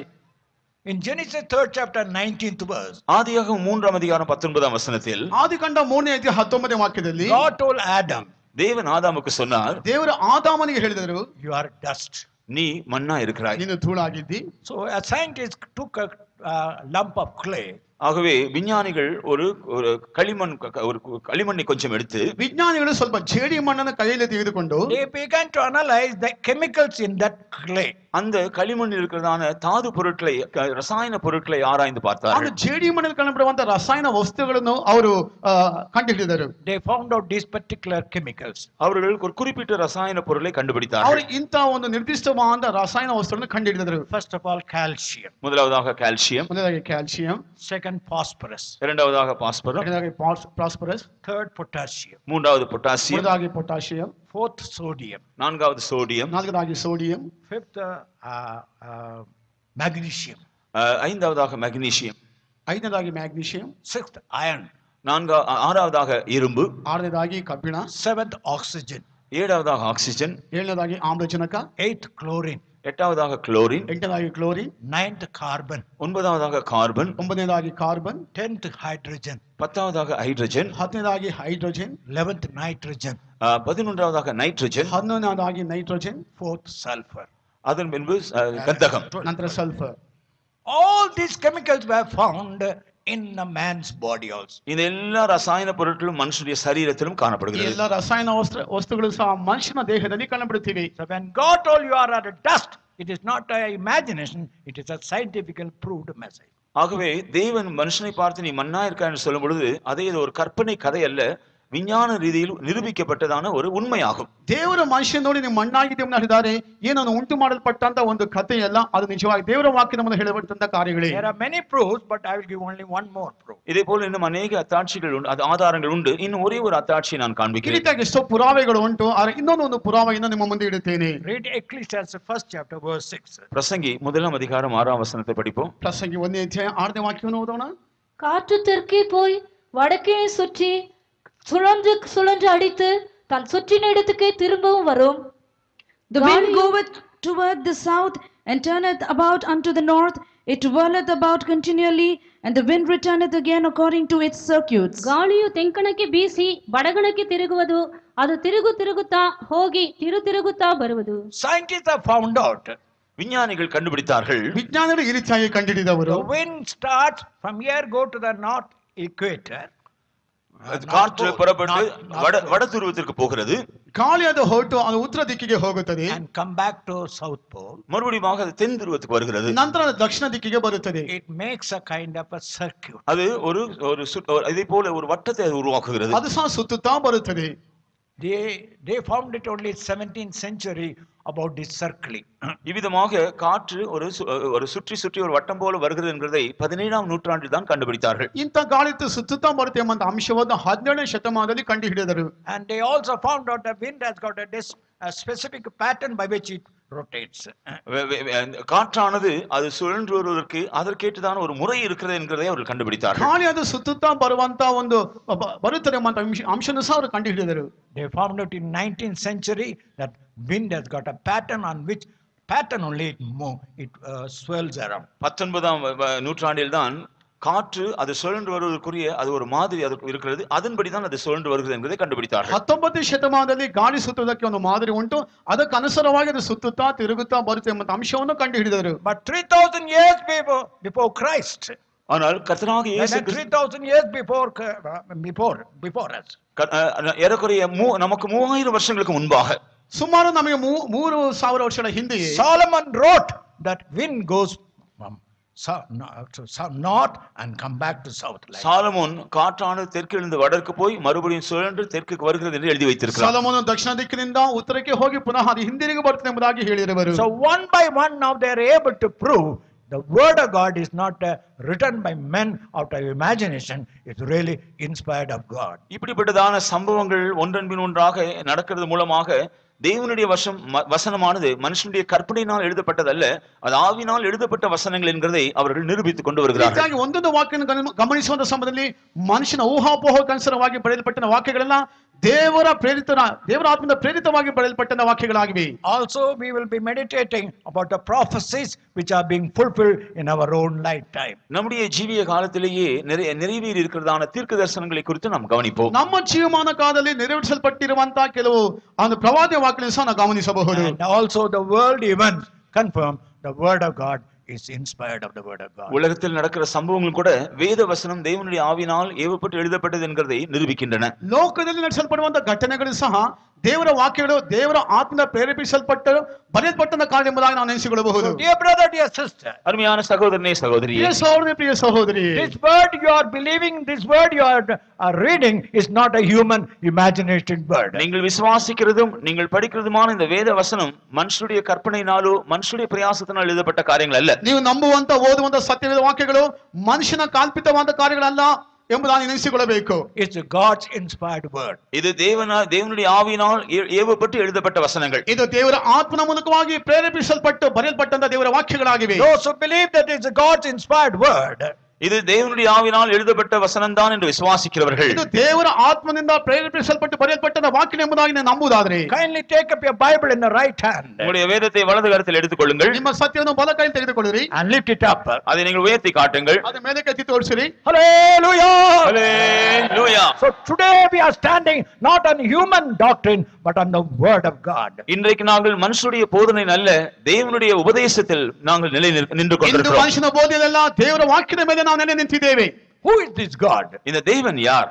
ಈ ದೇವರು ಯಾರು? First of all, is there a God? முதலாவதாக தேவன் ஒருவர் இருக்கிறாரா? ಪ್ರಥಮವಾಗಿ ದೇವರೊಬ್ಬನಿದ್ದಾನೋ? In Psalms 14 verse 1, 14ஆம் சங்கீதம் 1ஆம் வசனத்தில் 14ನೇ ಕೀರ್ತನೆಗಳ 1ನೇ ವಾಕ್ಯದಲ್ಲಿ the fool hath said there is no God. மதிகேடன் தேவன் இல்லை என்று சொல்கிறான். ಬುದ್ಧಿಹೀನನು ದುರ್ಮತಿಗಳು ದೇವರಿಲ್ಲ ಎಂಬುದಾಗಿ ಹೇಳುತ್ತಾರೆ. Why is such a man who say no God is a fool? ஏன் தேவன் இல்லை என்று சொல்கிற மனுஷன் மதிகேடன்? ಯಾವುದಕ್ಕಾಗಿ ದೇವರಿಲ್ಲ ಎಂಬುದಾಗಿ ಹೇಳುವಂತ ಮನುಷ್ಯನು ಅವನು ಬುದ್ಧಿಹೀನನು? According to Romans 1st chapter 20 and 21, ரோமர் 1ஆம் அதிகாரம் 20, 21ஆம் வசனங்களின்படி, ರೋಮಪುರಕ್ಕೆ ಬರೆದ ಪತ್ರಿಕೆ 1ನೇ ಅಧ್ಯಾಯ 20ನೇ ವಾಕ್ಯ ಹಾಗೂ 21ನೇ ವಾಕ್ಯಕ್ಕೆ ಅನುಸಾರವಾಗಿ, when you look at the world around you, உங்களை சுற்றி இருக்கிறதான உலகத்தை நீங்கள் கவனித்தால், ನಿಮ್ಮ ಸುತ್ತಮುತ್ತಲಿರುವಂತ ಲೋಕವನ್ನು ನೀವು ನೋಡುವುದಾದರೆ, the great mountains, பெரிய மலைகள், ದೊಡ್ಡ ಬೆಟ್ಟಗಳು, the deep oceans, ஆழமான கடல் சமுத்திரங்கள், ಆಳವಾದ ಸಾಗರಗಳು, the dense jungle or forests, அடர்ந்த ಕಾಡುಗಳು, animals, விலங்குகள், ಒಂದು ಪ್ರಾಣಿಗಳು, birds, பறவைகள், ಪಕ್ಷಿಗಳು, fishes, ಮೀನುಗಳು they all confirm there is a maker behind it. இவைகள் எல்லாம் தங்களை சிருஷ்டித்த தங்களை உருவாக்கின ஒருவர் உண்டு என்கிறதை அவைகள் உறுதிப்படுத்துகின்றன. ಇವೆಲ್ಲವೂ ಸಹ ನಮ್ಮನ್ನು ಉಂಟು ಮಾಡಿದ ಒಬ್ಬರು ಇದ್ದಾರೆ ಎಂಬುದಾಗಿ ಅದು ನಿರೂಪಿಸುತ್ತವೆ. Among the birds there are three important birds. பறவைகளில் 3 விதமான முக்கியமான கூட்ட பறவைகள் இருக்கின்றன. ಪಕ್ಷಿಗಳಲ್ಲಿ 3 ಮುಖ್ಯವಾದ ಪಕ್ಷಿಗಳು 3 ಭಾಗ ಮುಖ್ಯವಾದ ಪಕ್ಷಿಗಳು ಕಂಡುಬರುತ್ತವೆ. One is a Siberian bird. ஒன்று சைபீரியன் பறவை. ಮೊದಲಾಗಿ ಸೈಬೀರಿಯನ್ ಪಕ್ಷಿಗಳು. It comes from Siberia and crosses over India and comes to northern certain places and to stay in the winter time. அவைகள் சைபீரியா நாட்டிலிருந்து பறந்து வந்து இந்தியாவினுடைய வடபகுதியிலே குளிர் நாட்டில் வந்து தங்க வருகின்றன. ಸೈಬೀರಿಯಾ ದೇಶದ ಹಾದು ಬಂದು ಹೊದಸಾಗಿ ಬಂದು ಈ ಒಂದು ಇಂಡಿಯಾದ ಕೆಲವು ಭಾಗಗಳಿಗೆ ಬಂದು ವಾಸ ಮಾಡುತ್ತವೆ. Sometimes they have to cross over Mount Everest, it seems. சில வேளையில் அவைகள் எவரெஸ்ட் மலையை கூட அவைகள் தாண்டி வரக்கூடியவர்களாக இருக்கிறது. ಕೆಲವೊಮ್ಮೆ ಎವರೆಸ್ಟ್ ಪರ್ವತವನ್ನು ಸಹ ದಾಟಿ ಬರಬೇಕಂತೆ. The height of Mount Everest is nearly 28,000 above. Everest மலையினுடைய உயரம் ஏறக்குறைய 28,000 அடி. ಎವರೆಸ್ಟ್ ಪರ್ವತದ ಅವನ ಎತ್ತರವಾದ ಸುಮಾರು 28,000 ಅಡಿ ಎತ್ತರವಾಗಿದೆ. No bird can survive at that feet. அந்த உயரத்திலே எந்த பறவையும் ஜீவனோடு இருக்க முடியாது. ಅವನ ಎತ್ತರದಲ್ಲಿ ಯಾವ ಪಕ್ಷಿಗಳು ಸಹ ಜೀವನದಲ್ಲಿ ಇರಲಿಕ್ಕೆ ಸಾಧ್ಯವಿಲ್ಲ. Now they have found out. ஆனால் இப்பொழுது அவர்கள் கண்டுபிடித்திருக்கிறார்கள். ಈಗ ಅವರನ್ನು ಕಂಡುಹಿಡಿದಿರುವರು. On the top of the Mount Everest there is an air current. Everest மலையினுடைய அந்த உயரத்திலே மின்சார பாயக்கூடியதான ஒரு பகுதி இருக்கிறதா அவர்கள் ಎವರೆಸ್ಟ್ ಪರ್ವತದ ಎತ್ತರ ಭಾಗದಲ್ಲಿ ಒಂದು ವಿದ್ಯುತ್ ಶಕ್ತಿ ಹಾಯುವಂತ ವಿದ್ಯುತ್ ಶಕ್ತಿ ಉಂಟಂತೆ. This Siberian bird comes up and enter in the air current. இந்த சைபீரிய பறவைகள் உயர்ந்து அந்த மின்சார அலைகள் பாய்கிறதான அந்த பகுதியிலே அவர்கள் வந்து சேருகிறார்கள். ಈ ಸೈಬೀರಿಯಾ ಪಕ್ಷಿಗಳ ಮೇಲೆ ಎತ್ತರವಾಗಿ ಹಾರುತ್ತಾ ವಿದ್ಯುತ್ ಶಕ್ತಿ ಹಾಯುವಂತ ಆ ಒಂದು ಸ್ಥಳಕ್ಕೆ ಬಂದು ಸೇರುತ್ತವಂತೆ. They don't use their wings, they float and come back. அவைகள் அங்கே வரும் பொழுது தங்களுடைய இறக்கைகளை பறப்பதற்கு உபயோகப்படுத்தாமல் அப்படியே மிதந்து கொண்டு வந்து விடுகிறதாம். ಆ ಒಂದು ಪಕ್ಷಿಗಳು ತಮ್ಮ ರೆಕ್ಕೆಗಳನ್ನು ಕದಲಿಸಿ ಹಾರಾಡುವುದಿಲ್ಲ, ಹಾಗೆ ನಡೆಯುತ್ತಾ ಹಾದು ಬರುತ್ತವಂತೆ. They are asking who gave this wisdom to the Siberian bird to cross like that. இவ்விதமாக பறந்து போக இந்த சைபீரியாவை சேர்ந்த பறவைகளுக்கு யார் ஞானத்தை கொடுத்தது என்று ஒரு கேள்வி. ಈ ರೀತಿಯಾಗಿ ಹಾದು ಹೋಗುವುದಕ್ಕಾಗಿ ಈ ಒಂದು ಸೈಬೀರಿಯನ್ ಪಕ್ಷಿಗಳಿಗೆ ಜ್ಞಾನವನ್ನು ಕೊಟ್ಟது ಯಾರು ಎಂಬಂತ ಒಂದು ಪ್ರಶ್ನೆ. There is a wild turkey in Australia. ஆஸ்திரேலியாவிலே காட்டுக்கோழி வான்கோழி இருக்கிறது. ஆஸ்திரேலியாದಲ್ಲಿ ಒಂದು ಕೋಳಿಯಾದ ಕಂಡುಬರುತ್ತದೆ, ಕಾಡು ಕೋಳಿ. They lay their egg. அவைகள் முட்டையிடுகின்றன. ಅವು ಮೊಟ್ಟೆ ಇಡುತ್ತವೆ. They will keep in the inside of a sand. அது மணலுக்குள் அந்த முட்டைகளை மறைத்து வைக்கிறதாம். ಅವುಗಳು ಅವನ ಮರಳಿನಲ್ಲಿ ತಮ್ಮ ಮೊಟ್ಟೆಗಳನ್ನು ಬಚ್ಚಿಡುತ್ತವೆ. They will wait outside. அவைகள் வெளியே இருந்து காத்திருக்கிறது. ಹೊರಗೆ ಕಾದುಕೊಂಡಿರುತ್ತವೆ. Suppose if the heat inside the sand become too much. ஒரு மணலுக்குள் இருக்கிறதான உஷ்ணம் ஒருவேளை அதிகமாகி விட்டால் அந்த மணலிನಲ್ಲಿ ಕಂಡುಬರುವಂತ ಉಷ್ಣಾಂಶದ ಒಂದು ವೇಳೆ ಹೆಚ್ಚಾಗಿ ಕಂಡುಬರುವುದಾದರೆ the proper time it will remove the sand. ஏற்ற வேளையிலே அந்த மணலை அவைகள் தள்ளி விடுகிறதாம். ತಕ್ಕ ಸಮಯದಲ್ಲಿ ಮರಳನ್ನು ಅದು ತೆಗೆದು ಹಾಕುತ್ತದೆ. Who gave this wisdom to this wild turkey? இந்த காட்டு வான்கோழிக்கு யார் இந்த ஞானத்தை கொடுத்தார்கள்? ಈ ಕಾಡು ಕೋಳಿಗಳಿಗೆ ಯಾರು ಅದಕ್ಕೆ ಬುದ್ಧಿಯನ್ನು ಕೊಟ್ಟದ್ದು? Third, there is another bird called penguin. மூன்றாவதாக பென்குயின் என்று சொல்கிற ஒரு பறவை உண்டு. ಮೂರನೇದಾಗಿ ಪೆಂಗ್ವಿನ್ ಎಂಬಂತ ಒಂದು ಪಕ್ಷಿ ಉಂಟು. It is very difficult to find out which is a male penguin, which is a female penguin. அந்த பறவைகளில் ஆண் பறவை எது பெண் பறவை எது என்கிறதை கண்டுபிடிக்கிறது மிகவும் அரிதான ஒரு காரியம். ಪಕ್ಷದಲ್ಲಿ ಹೆಣ್ಣು ಯಾವುದು ಗಂಡು ಯಾವುದು ಎಂಬುದಾಗಿ ಹೇಳಲಿಕ್ಕೆ ಕಂಡುಹಿಡಿಯಲಿಕ್ಕೆ ತುಂಬಾ ಕಷ್ಟವಾದ ಕಾರ್ಯ. Now the male penguin uses one particular method, it seems. ஆண் பறவையானது ஒரு குறிப்பிட்ட முறையை கையாளுகிறது. ಅದು ಗಂಡು ಪಕ್ಷಿ ಆದದ್ದು ಒಂದು ನಿಕಟವಾದ ಒಂದು ಕಾರ್ಯವನ್ನು ಮಾಡುತ್ತದೆ. It will take some pebbles or stones and put it before other penguin.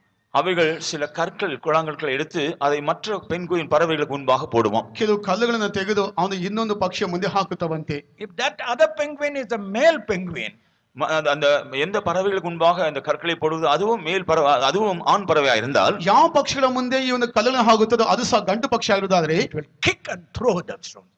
அந்த பறவை உடனே அந்த கற்களை உதைத்து தள்ளி விடுமாம். ಆ ಒಂದು ಪಕ್ಷಿ ಅದು ಒಂದು ಕಲ್ಲನ್ನು ಹಾಗೆ ಒದ್ದು ಬಿಡುತ್ತದೆ. If it is a female penguin, அது ஒரு பெண் பறவையா இருந்தால் ಅದು ಹೆಣ್ಣಿನ ಒಂದು ಪಕ್ಷಿ ಆಗಿದ್ದಾರೆ it bows down and accepts.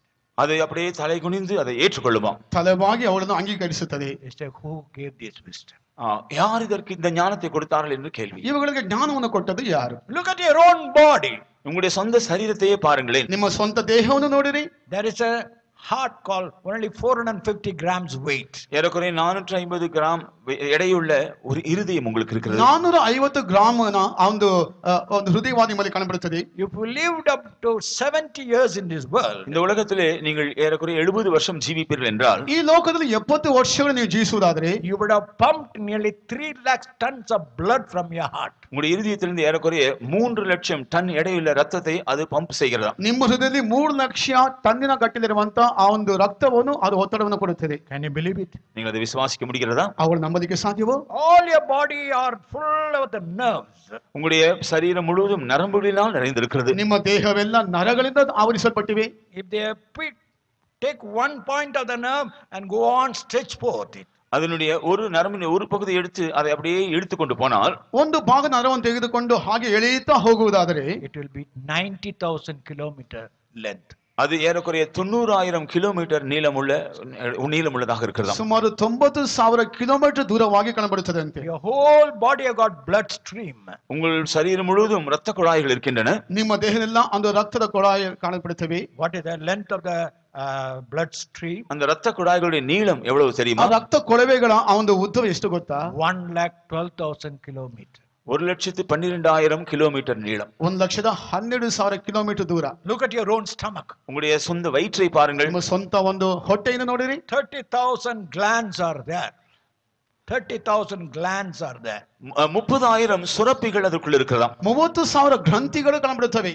There is an acid in your stomach. உங்களுடைய வயிற்றிலே ஒரு விதமான அமிலம் வருகிறது. ನಿಮ್ಮ ಒಂದು ಹೊಟ್ಟೆಯಲ್ಲಿ ಒಂದು ರೀತಿಯ ಆಮ್ಲಜನಕವು ಕಾಣಬರುತ್ತದೆ. It will burn up any skin. அது எந்த தோலையும் எரித்து போடக்கூடிய தன்மை உள்ளது. ಯಾವ ಚರ್ಮ ಸಹ ದಹಿಸಿ ಹಾಕುವಂತ ಒಂದು ವಿಷಯ. It's in your stomach. அது உங்களுடைய வயிற்றில் தான் இருக்கிறது. ನಿಮ್ಮ ದೇಹದಲ್ಲಿ ನಿಮ್ಮ ಹೊಟ್ಟೆಯಲ್ಲಿ ಉಂಟು. But your skin is not. ஆனால் உங்களுடைய தோல் எரிந்து போகவில்லை. ಆದ್ರೆ ನಿಮ್ಮ ಹೊಟ್ಟೆ ಅದು ಉರಿದು ಹೋಗುವುದಿಲ್ಲ. Who gave it? இதெல்லாம் யார் செய்தது? ಇದೆಲ್ಲ ಯಾರು ಮಾಡಿದ್ದು? A mysterious God. ரகசியமான தேவன். ರಹಸ್ಯವಾದ ದೇವರು. A God who has got a great plan regarding you and me.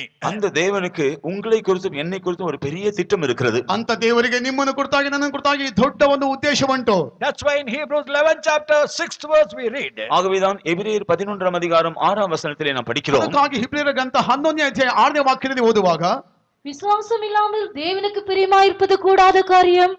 ஏனென்றால் தேவனிடத்தில் சேருகிறவன் அவர் உண்டென்றும் அவர் தம்மை தேடுகிறவர்களுக்கு பலன் அளிக்கிறவர் என்றும் விசுவாசிக்க வேண்டும். But without faith it is impossible to please him, for he that cometh to God must believe that he is, and that he is a rewarder of them that diligently seek him. ಆದರೆ ನಂಬಿಕೆಯಿಲ್ಲದೆ ದೇವರನ್ನು ಮೆಚ್ಚಿಸುವುದು ಅಸಾಧ್ಯ. ದೇವರ ಬಳಿಗೆ ಬರುವವನು ದೇವರು ಇದ್ದಾನೆ ಮತ್ತು ತನ್ನನ್ನು ಹುಡುಕುವವರಿಗೆ ಪ್ರತಿಫಲವನ್ನು ಕೊಡುತ್ತಾನೆ ಎಂದು ನಂಬುವುದು ಅವಶ್ಯ. That's why if a man said there is no God, ஆகவே ஒரு மனுஷன் தேவன் இல்லை என்று சொல்வான் என்றால், ಆದ್ದರಿಂದ ಒಬ್ಬ ವ್ಯಕ್ತಿಯು ದೇವರು ಇಲ್ಲ ಎಂಬುದಾಗಿ ಹೇಳುವುದಾದರೆ he is a fool. அவன் ஒரு மதிகேடன் தான். ಒಬ್ಬ ಬುದ್ಧಿಹೀನನು. One person went on arguing with a servant of God. ஒரு நபர் ஒரு தேவனுடைய ஊழியரோடு இந்த விஷயத்தை குறித்து நீண்ட நேரம் தர்க்கித்துக் கொண்டே இருந்தார். ಒಬ್ಬ ವ್ಯಕ್ತಿಯು ದೇವರ ಒಬ್ಬ ಮನುಷ್ಯನ ಬಳಿ ತುಂಬಾ ದೀರ್ಘಕಾಲವಾಗಿ ತರ್ಕಿಸುತ್ತಾ ಇದ್ದಾನೆ ಈ ವಿಷಯದಲ್ಲಿ. No God. கடவுள் இல்லை என்று சொல்லிக் கொண்டிருந்தார். ದೇವರಿಲ್ಲ ಎಂಬುದಾಗಿ. He got angry. அவர் கோபம் வந்தது. ಅದಕ್ಕೆ ಕೋಪ ಬಂತು. He went very fast and walked. அவர் மிகவும் எழும்பி மிகவும் வேகமாய் நடந்து போனாராம். ಅದು ಎದ್ದು ವೇಗದಿಂದ ನಡೆದು ಹೋದರು. When he walked very fast, வேகமாய் நடந்து போன பொழுது ವೇಗವಾಗಿ ನಡೆದು ಹೋಗುವಾಗ there was a stone, he tripped over and fell. ஒரு கல்லிருந்து தடுக்கி கீழே விழுந்து ಒಂದು விட்டார். ಕಲ್ಲಿಂದ ಎಡವಿ ಕೆಳಗೆ ಬಿದ್ದರು. The first word he used in Tamil was, அவர் அந்த சமயத்தில் உபயோகப்படுத்தின முதல் வார்த்தை என்ன தெரியுமா? ಆತನ ಸಮಯದಲ್ಲಿ ತಮಿಳಿನಲ್ಲಿ ಹೇಳಿದಂತ ಮೊಟ್ಟ ಮೊದಲ ವಾಕ್ಯವೇನು ಗೊತ್ತಾ? அடக்கடவுளே.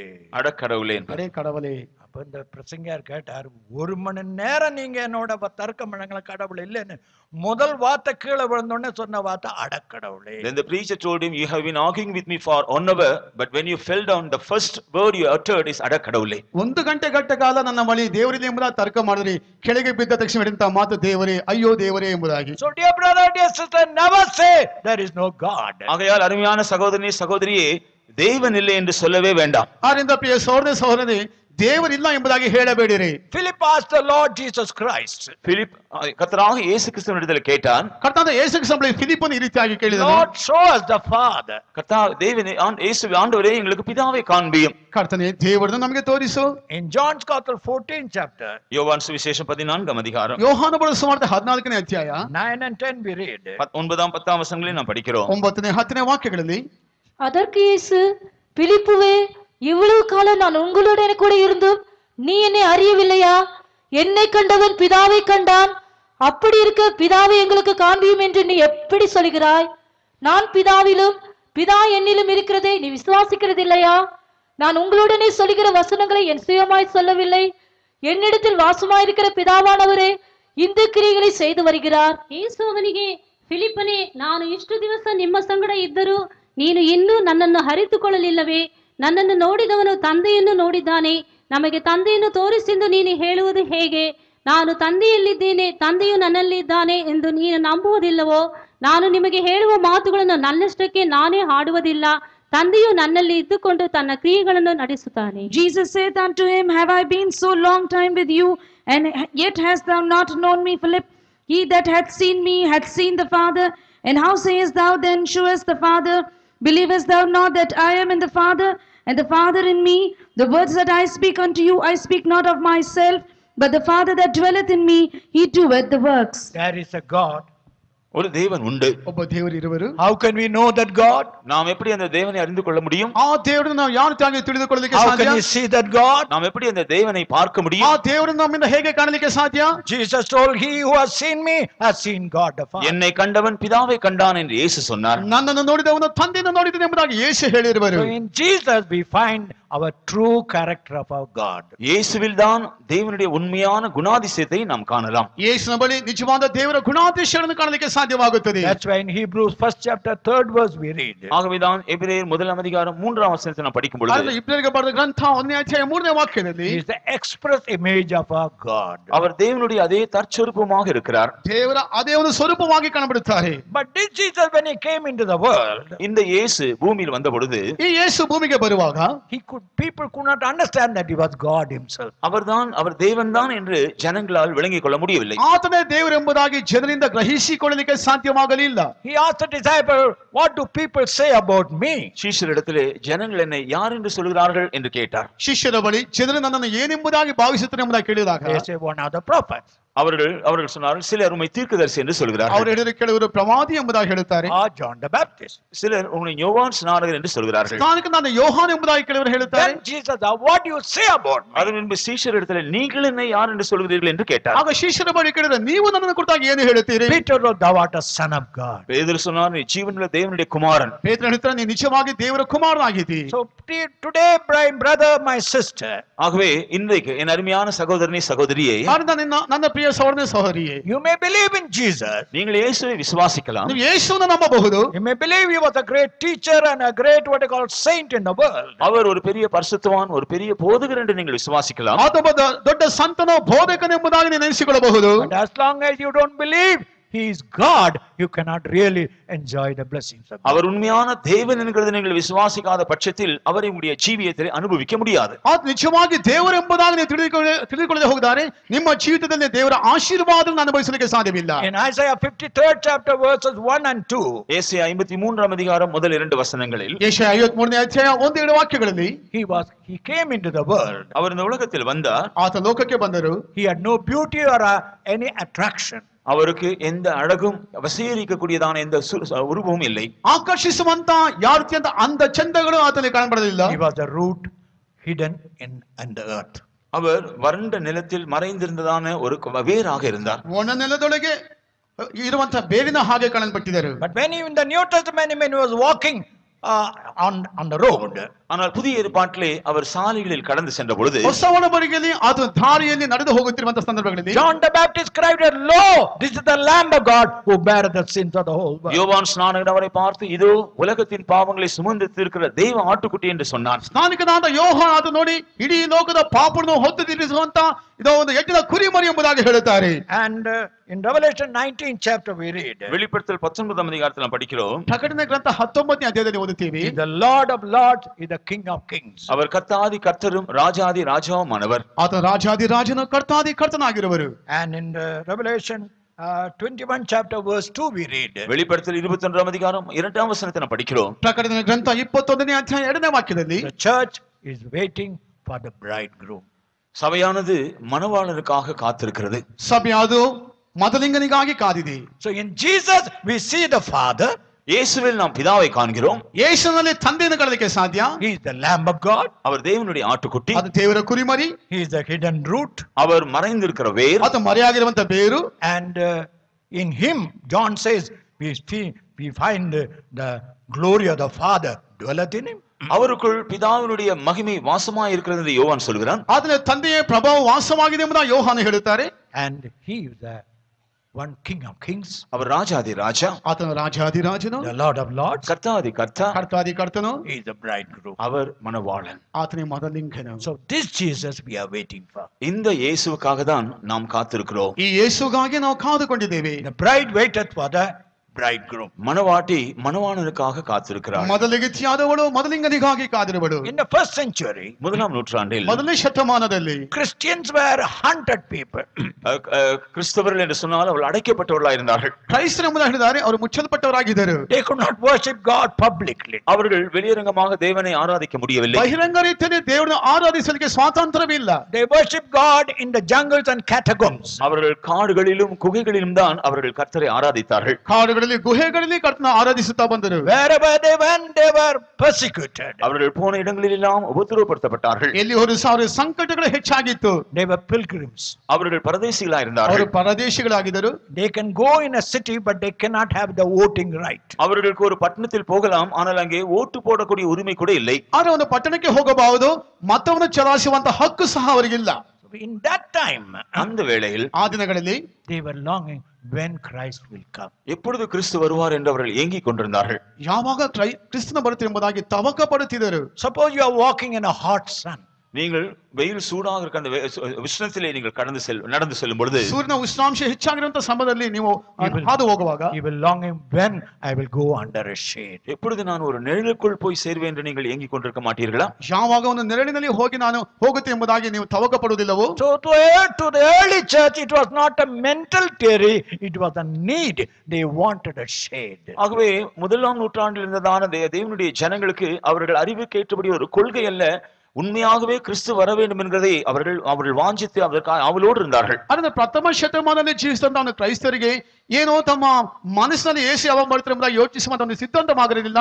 ತಮ್ಮ ಇಡೀ ಜೀವನದಲ್ಲಿ ಯೇಸು ಬರ್ತಾರೆ ಎಂಬುದಾಗಿ ಕಾದುಕೊಂಡಿದ್ದರು. When Christ will come. எப்பொழுது கிறிஸ்து வருவார்? ಯಾವಾಗ ಯೇಸು ಬರುತ್ತಾರೆ? Lord, we are going through persecution, we are going through sufferings, Lord. கர்த்தாவே, நாங்கள் பாடுகள் வழியாய் போகிறோம், உபத்திரவங்கள் வழியாய் போய் கொண்டிருக்கிறோம். ಕರ್ತನೇ, ನಾವು ಶ್ರಮ ಸಂಕಟದ ಹಾದಿಯಲ್ಲಿ ಹಾದು ಹೋಗುತ್ತಿದ್ದೇವೆ. When thou will come, Lord. நீர் எப்பொழுது வருவீர் ஆண்டவரே? ಯಾವಾಗ ನೀವು ಬರುತ್ತೀರಿ ಕರ್ತನೇ? So that was the reason they all the time they were waiting for the coming of the Lord. இந்த காரணத்தினால் தான் அவருடைய ஜீவிய காலமெல்லாம் கர்த்தருடைய வருகைக்காக அவளோடு காத்திருந்தார்கள். ಇದಕ್ಕಾಗಿ ಈ ಉದ್ದೇಶಕ್ಕನುಸಾರವಾಗಿ ತಮ್ಮ ಜೀವಿತ ಪೂರ್ತಿ ಕರ್ತನು ಯಾವಾಗ ಬರ್ತಾರೆ ಎಂಬುದಾಗಿ ಕಾದುಕೊಂಡಿದ್ದರು. But what about you and me today? ஆனால் உங்களையும் என்னை குறித்து இன்றைக்கு என்ன? ಅರೆ, ನಿಮ್ಮನ್ನು ಕುರಿತಾಗಿ ನನ್ನನ್ನು ಕುರಿತಾಗಿ ಈ ದಿನದಲ್ಲಿ ಯಾವ ರೀತಿಯಾಗಿದೆ? Is it a mental theory or is it a cry from the heart when thou will come, Lord? நாம கர்த்தருடைய வருகை பற்றிய விஷயம் நம் மனதளவில் அறிந்ததான ஒரு விஷயமாக, ஒரு கொள்கையாக இருக்கிறதா, அல்லது ஆண்டவரே நீர் எப்பொழுது வருவோம் என்று நம்முடைய ஜீவியம் உள்ளத்தில் ஒரு ஆழமான ஒரு கூக்குரல் உண்டாகி கொண்டிருக்கிறது. ಕರ್ತನ ಮರಣವನ್ನು ಕುರಿತಾಗಿ ಹೇಳಬೇಕಾದ್ರೆ ಅದು ನಮ್ಮ ಮಾನಸಿಕವಾದ ಸಿದ್ಧಾಂತವೋ ಅಥವಾ ನಮ್ಮ ಹೃದಯದ ಮೂಲಕವಾಗಿ ಕರ್ತನೆ ಯಾವಾಗ ಬರ್ತೀವಿ ಎಂಬುದಾಗಿ ನಾವು ಕರೆಯುತ್ತಿದ್ದೆವು. In the early days of our mission, ஆரம்ப நாட்களில் நம்முடைய சபைகளில் ಪ್ರಾರಂಭ ದಿನಗಳಲ್ಲಿ ನಮ್ಮ ಸಭೆಗಳಲ್ಲಿ 4 o'clock morning, I heard servants of God coming and standing in the junction.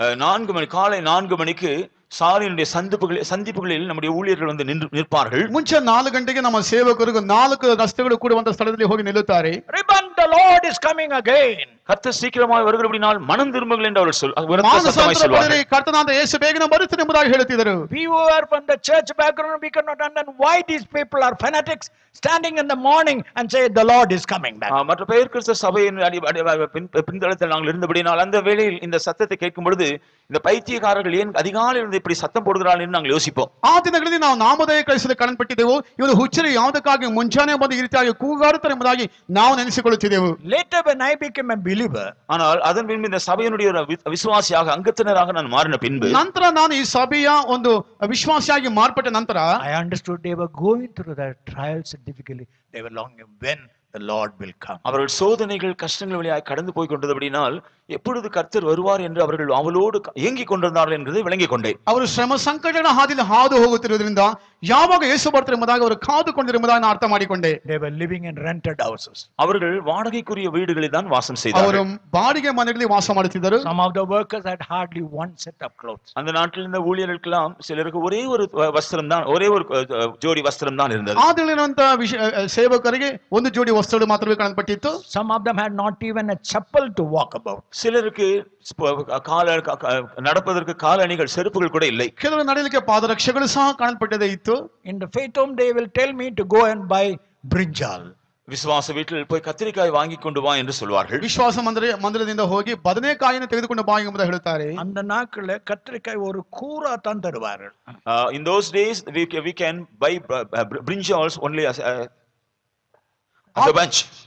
ಆ ದಿನದಲ್ಲಿ ಬದನೆಕಾಯಿಯನ್ನು ನಾವು ಮೊತ್ತವಾಗಿ ಕೊಂಡುಕೊಳ್ಳಲಿಕ್ಕೆ ಸಾಧ್ಯವಾಗುತ್ತದೆ. faith home நீ போய் ஒரு கத்திரிக்காய் வாங்கிட்டு வான்னு சொல்லுவாங்க. But in the faith home they will say you go and buy one brinjal. ವಿಶ್ವಾಸದಲ್ಲಿ ಹೋಗಿ ಒಂದೇ ಒಂದು ಬದನೆಕಾಯಿಯನ್ನು ಕೊಂಡುಕೊಂಡು ಬಾ ಎಂಬುದಾಗಿ ಹೇಳುತ್ತಾರೆ. அவன் கத்திரிக்காய் சத்தமட என்னையா ஒரு கத்திரிக்காயா முழக்கூரம் எடுத்துட்டு போங்க. Shopkeeper, he will look at me and shout me, what do you mean you want only one brinjal? You just take the bunch of brinjals. ಮಾರುಕಟ್ಟೆಯಲ್ಲಿ ಮಾರುವವರು ಏನಪ್ಪ ಒಂದು ಬದನೆಕಾಯ ಒಂದು ಎಲ್ಲವನ್ನು ತೆಗೆದುಕೊಂಡು ಹೋಗಿ ಎಂಬುದಾಗಿ ಹೇಳುತ್ತಿದ್ದಾರೆ. ಅವರ ಕೈಯಲ್ಲಿ ಕಾಸು ಇಲ್ಲ. We did not have money to buy. ಅವರ ಬಳಿ ತೆಗೆದುಕೊಳ್ಳಕ್ಕೆ ಹಣವಿಲ್ಲ. ஒரு கத்திரிக்காய், one brinjal, ಒಂದು ಬದನೆಕಾಯಿ, ஒரு ಕಾಪಿ ಪಿಲ್, one coffee pill. ಒಂದು ಕಾಫಿ ಮಾತ್ರ. ஆண்டவரே நீர் எப்போ வருவீர்? Oh Lord, when thou will come. ಕರ್ತನೇ ನೀವು ಯಾವಾಗ ಬರುತ್ತೀರಿ? ஆண்டவரே எப்பொழுது எங்களுடைய துக்கங்கள் தீரும்? Lord, when our sorrows will be ಯಾವಾಗ close. ನಮ್ಮ ದುಃಖಗಳು ಮಾರ್ಪಡುತ್ತವೆ? காரணம் வெயிலில் நடந்து கொண்டிருந்தார்கள், கஷ்டத்துக்குள்ள கடந்து போய் கொண்டிருந்தார்கள். Because they were walking through difficulties and trials. ಅವರು ನಾನಾ ರೀತಿಯ ಶ್ರಮ ಸಂಕಟದ ಹಾದಿಯಲ್ಲಿ ಹಾದು ಹೋಗುತ್ತಿದ್ದರು. அவர்கள் இந்த வாஞ்சை தாகம், ஆண்டவரே நீர் எப்போ வருவீர்? So they had a great longing and thirsting in the heart concerning the coming of the Lord, and say, Lord, when thou will come. ತಮ್ಮ ಹೃದಯದಲ್ಲಿ ಕರ್ತನೇ ಯಾವಾಗ ಬರ್ತಾರೆ ಎಂಬುದಾಗಿ ಆಶಾತುರರಾಗಿ ಕಾಣಲ್ಪಟ್ಟಿದ್ದರು. தேவனுடைய பிள்ளையே, இன்று இரவிலே உன்னை நீ பரிசோதித்து பார்ப்பாயா? Dear child of God, this night examine your life. ದೇವರ ಮಗವೇ, ಇಂದು ನಿನ್ನ ಜೀವಿತವನ್ನು ಪರಿಶೋಧಿಸಿ ನೋಡು. கர்த்தர் வருகிறார் என்ற உபதேசத்தை நீ நம்புகிறாய்? Do you believe the doctrine that the Lord is coming soon? ಕರ್ತನ ಬರ್ತಾರೆ ಎಂಬ ಉಪದೇಶವನ್ನು ನೀನು ನಂಬುತ್ತಿ? அதை நீ சொல்லுகிறாய்.